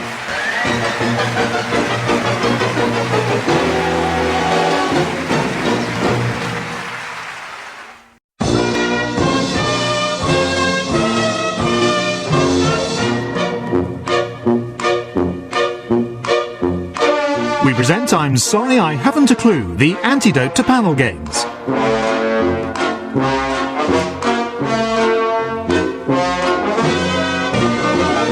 At the piano is Colin Sell, and your chairman is Jack D. Hello, and welcome to I'm Sorry I Haven't a Clue. You join us on a second visit to Glasgow's Pavilion Theatre. The rich history of Glasgow goes back 1,400 years, or 1,400 years and 6 days if you're listening to the repeat. In the late 18th century, Glasgow became known as Europe's largest tobacco importer. William Cunningham opened his first factory in 1777, and the family-run business survived until 1993, making traditional full-strength cigarettes.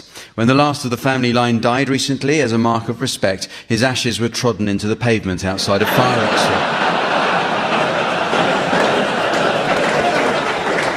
Opened in 1872, Glasgow Corporation Tramways became one of the largest urban tramway systems in the world. Until 1903, the trams were hauled by horses. When the generating station was built at Port Dundas, the service was adapted to electric power and journey times tumbled. At first, it was debated whether to use alternating or direct current, but after experimenting, it was discovered that by connecting them to alternating current, the horses ran much faster. Following urban reconstruction in the 1960s, certain areas of Glasgow have gained a reputation for crime and violence. However, a recent TV documentary found very little evidence when a BBC reporter went undercover in Maryhill, working as a tail gunner on a milk float.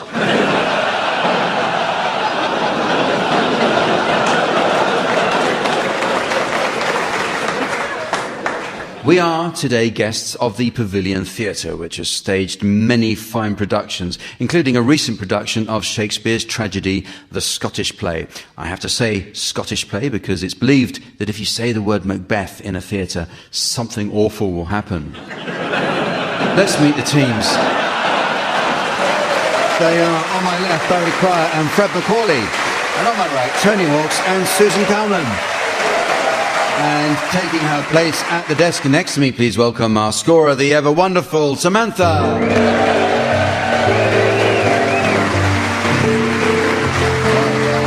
We start this week with some new additions to the Uxbridge English Dictionary. A good dictionary is essential for learning the correct use of similar terms. For example, many people don't understand the subtle difference between the words revolution and coup. Well, a revolution is the forcible overthrow of a government in favour of a new social order, whereas a coup is something a Scotsman milks.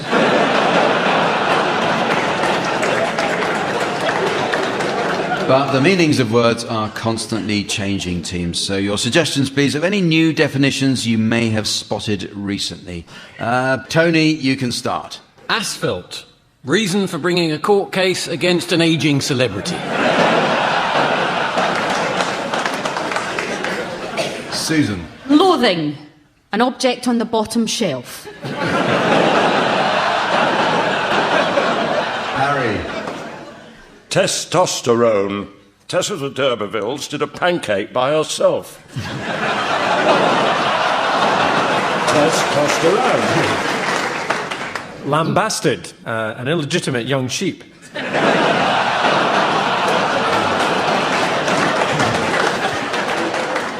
Occupants. Underwear for squatters.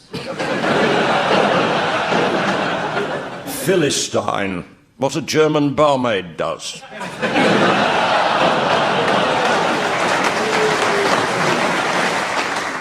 Collusion. A well-planned collision. Massachusetts. A large collection of dentures.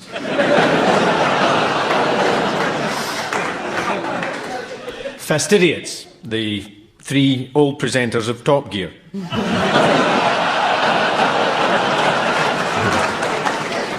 Perth, where Chris Eubank keeps his cash. Mendicant, a govern repairman.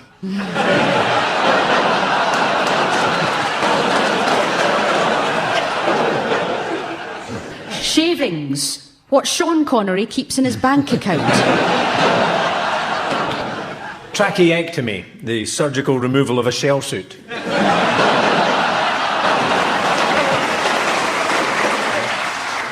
Suggestive, a salacious biscuit. Suppository, someone you've always suspected votes Conservative.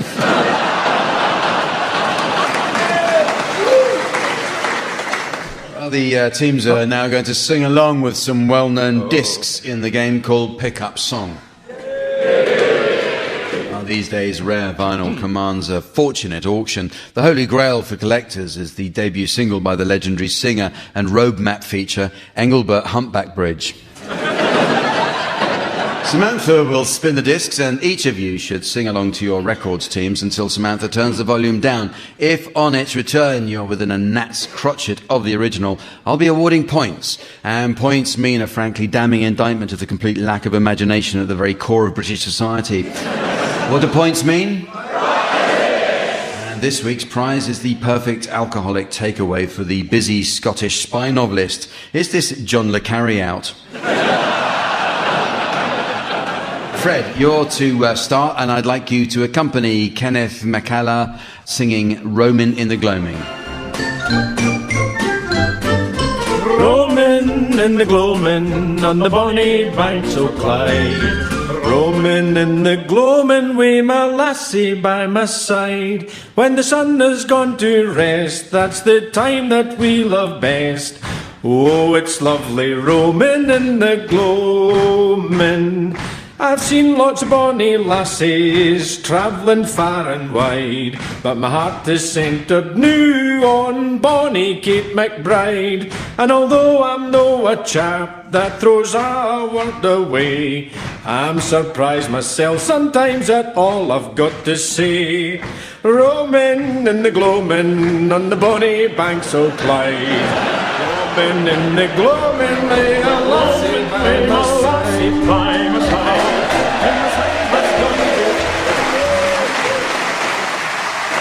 Very good, Fred. I think it's spoiled only by the noise in the background of the audience here trying to jemmy open the vending machine at the back of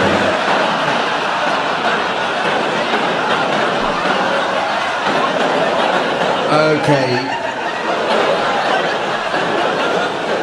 Okay. You're next, Barry. I'd like you to accompany Tony Christie singing Is This the Way to Amarillo?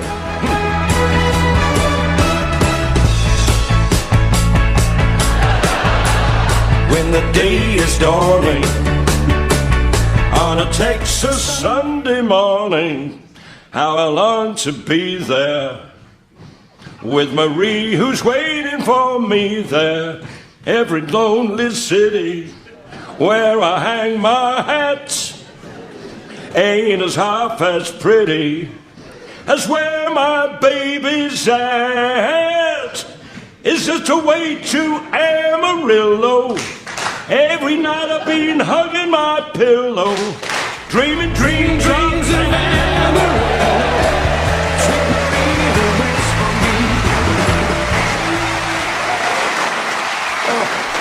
Oh, wonderful. You now, Tony, and would you accompany the Gypsy Kings singing Bamboleo?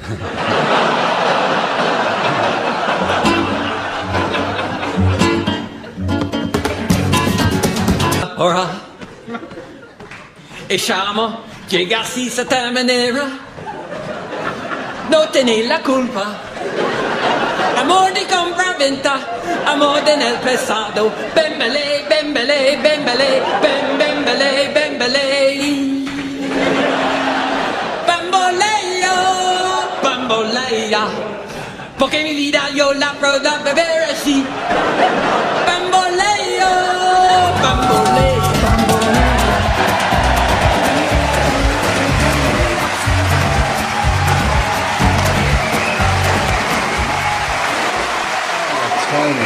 Tony Hawks, I must say, you give the lyrics a new poignancy. Susan Calman, please accompany Celine Dion, or singing All By Myself. Those days are gone, living alone. I think of all the friends I've known. When I dial the telephone, nobody's home.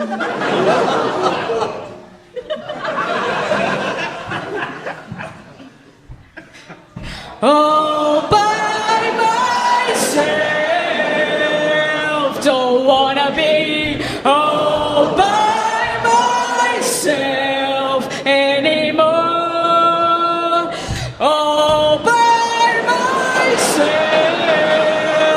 don't wanna live all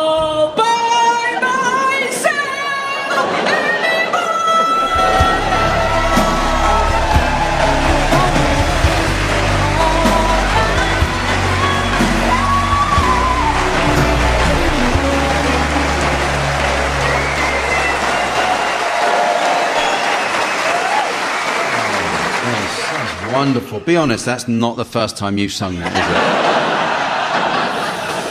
it? Well, it's time for some acting now in the miming round called Sound Charades. And this is a variation on the old TV favourite, Give Us a Clue, the show that featured Mime Master General Lionel Blair. Interestingly, Blair is a Scots surname, and Lionel can trace his family tree back to the 1700s, where the Blairs were renowned for their prowess at indigenous sports, particularly the caber. Not for nothing were the Blairs known as the biggest tossers in the Highlands. Tony and Susan, you're to start, please, and your title will shortly be displayed to the audience via the laser display screen.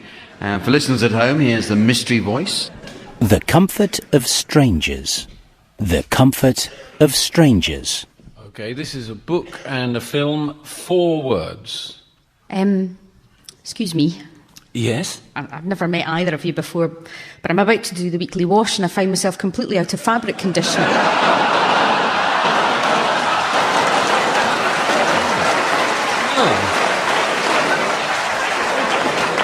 Well, how simply dreadful. Try this. We find it keeps our laundry soft and fresh even at low temperatures. Don't we, dear? Oh, yes, we do. Oh, and remember, other brands are available. Goodbye.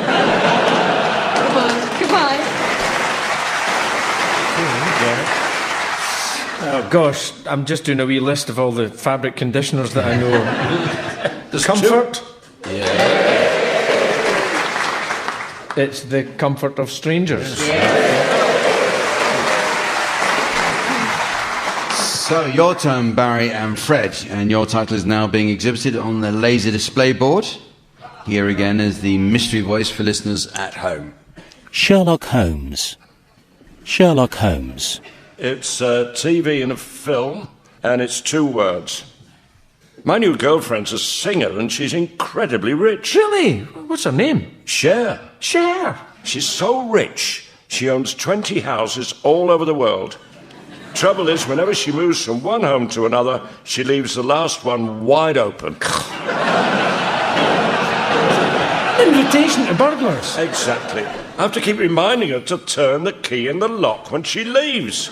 In fact, I'm texting her now. Look. Ah, right. Brief and to the point. I think so.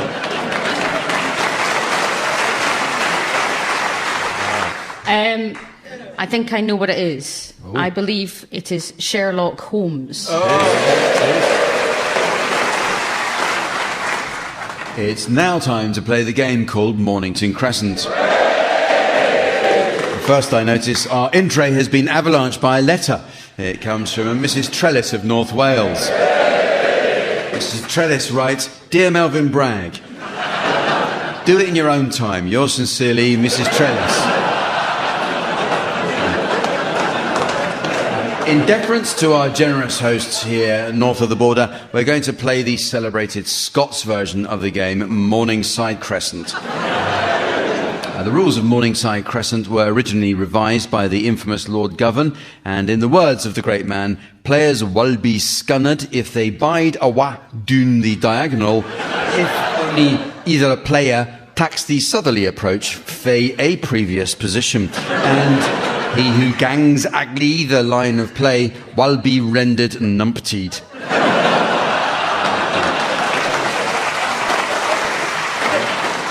Okay, so very much as you'd expect, and we'll play the Glasgow variation. So inversions are, of course, permissible, but must be sequential and non-linear.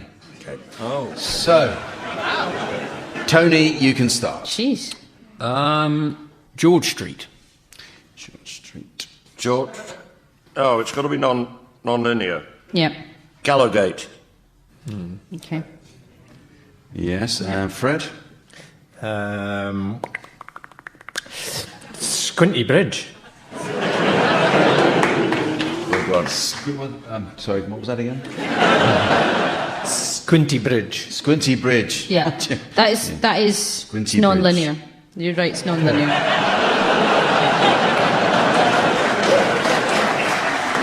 Okay. I'm going to go Clay Slaps Road. What?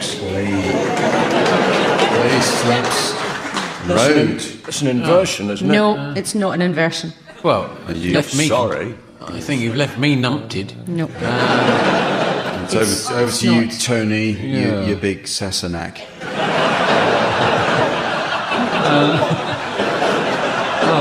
That's giving me a lift. I can do Edinburgh Castle. Edinburgh Castle, yes. That's a biggie. Yeah. Princess Street. Yeah, Princess Street. Frederick Street. Wait a minute, whoa. Just finishing off with Princess Street, thank you, Barry. Just a bit worried about Barry because he's looking a bit peely-wally. I don't want to push him too fast. So, sorry, yes, Fred, you big band pot. What was your one, Fred? I let right in with Frederick Street. Yes, Frederick Street, that's permissible. Yep. That's taking you out on the diagonal again. Pollockshaw's Road. Oh, heat the ball. Listen, you've just got to be bold. But it opens the door for me to give you... Oh, it does? Oh, yeah, it does. I can give you... It does? Yeah. Well, Holyrood. Oh, boy. The guy's going for it. This is extraordinary. Holyrood. Well, James. I'm blocked.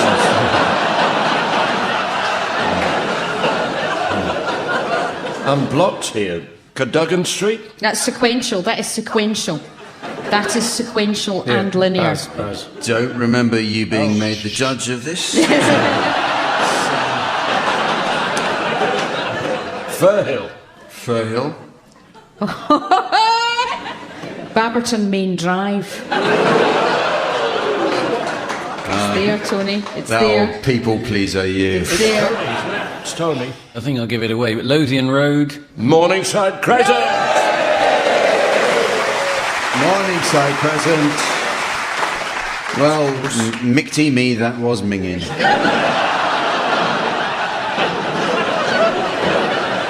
Yes, I think I've picked up the accent very nicely.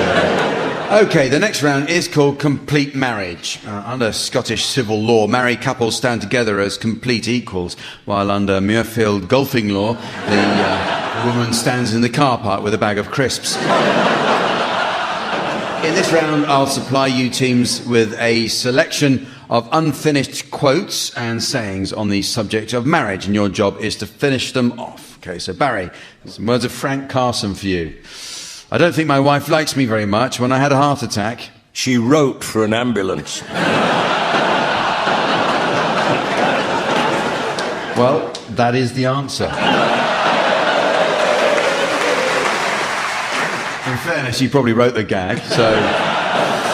Fred, this is the words of Alan J. Lerner. I'm getting married in the morning. Ding dong, the bells are going to chime. Pull out the stopper, let's think this through. She has a stopper.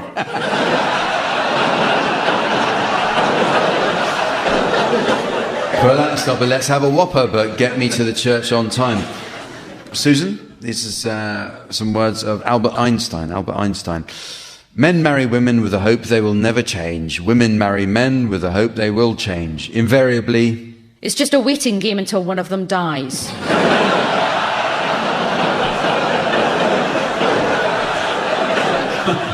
Invariably, they are both disappointed. Tony, this is Prince Philip said this. When a man opens a car door for his wife, it's either... Because the servant hasn't turned up, or the car's on fire and you need to get out her side.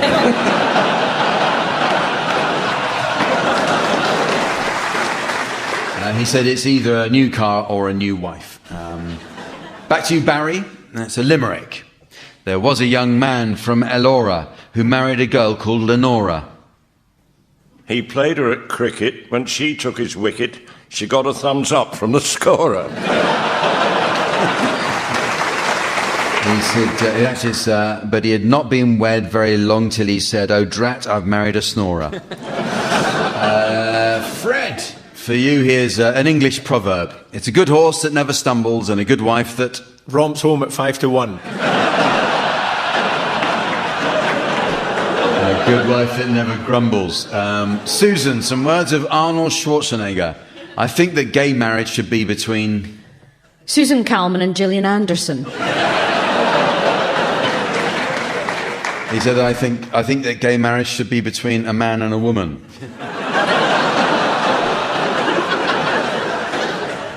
Tony, some words of Lionel Blair. I can't bear gay marriage. Marriage is between a man and a woman. The world has changed. What has happened to my beautiful... wedding dress and that little diamante tiara. What's happened to my beautiful England? Back to you, Barry. I'm Henry VIII, I am. Henry VIII, I am. I got... Never mind that, so just blow into this.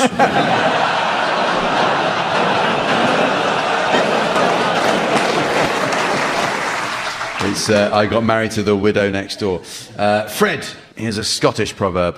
A hairy man's a geary man, but a hairy wife's a... bonus.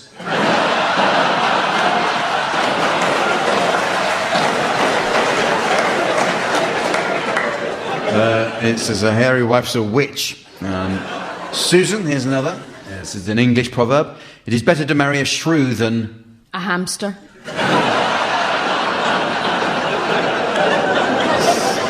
to marry a shrew than a sheep. Not that much better. And finally, Tony. This is from a personal ad from an Ohio newspaper, 1903. Young man, moderate circumstances, and who has glass eye, would like to form the acquaintance of young girl who also has a glass eye. Object? Marbles.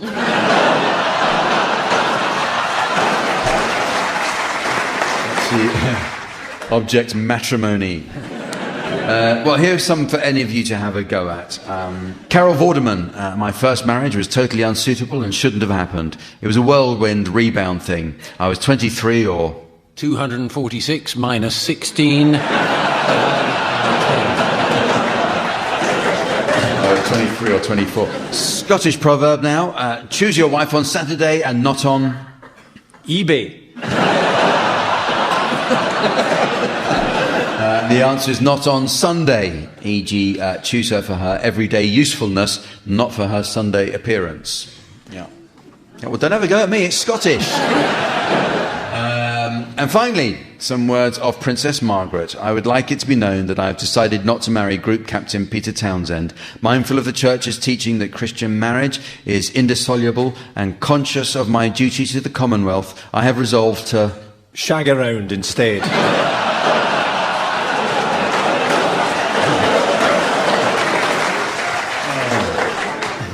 Who hurt you, Fred? Why did you tell me that? I have resolved to put these considerations before any others. Well, it is very nearly the end of the show, but there is just time to fit in a quick round of Beauticians Film Club. And Samantha loves being pampered. Only recently she paid a long-awaited return visit to her favourite international beauty spa for a weekend of facials.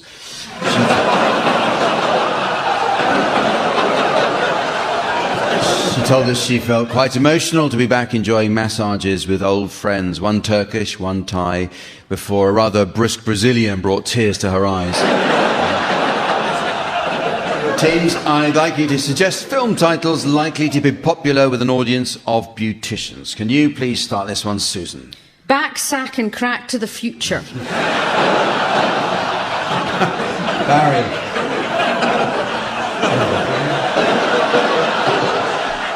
The Mud Pack of Notre Dame. Fred. Vajazzle be the day. Tony. Shaving Ryan's Privates.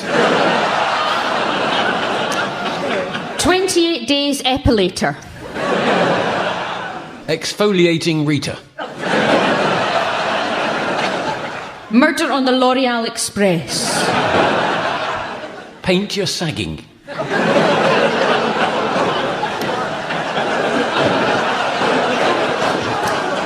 Panten's Labyrinth. The Man in the Iron Mascara. Mad Wax 2. And so, ladies and gentlemen, as the deep-fried pizza slice of time is coated with the Sultan sauce of serendipity and the pie supper of posterity narrows the aorta of eternity, I notice it's the end of the show.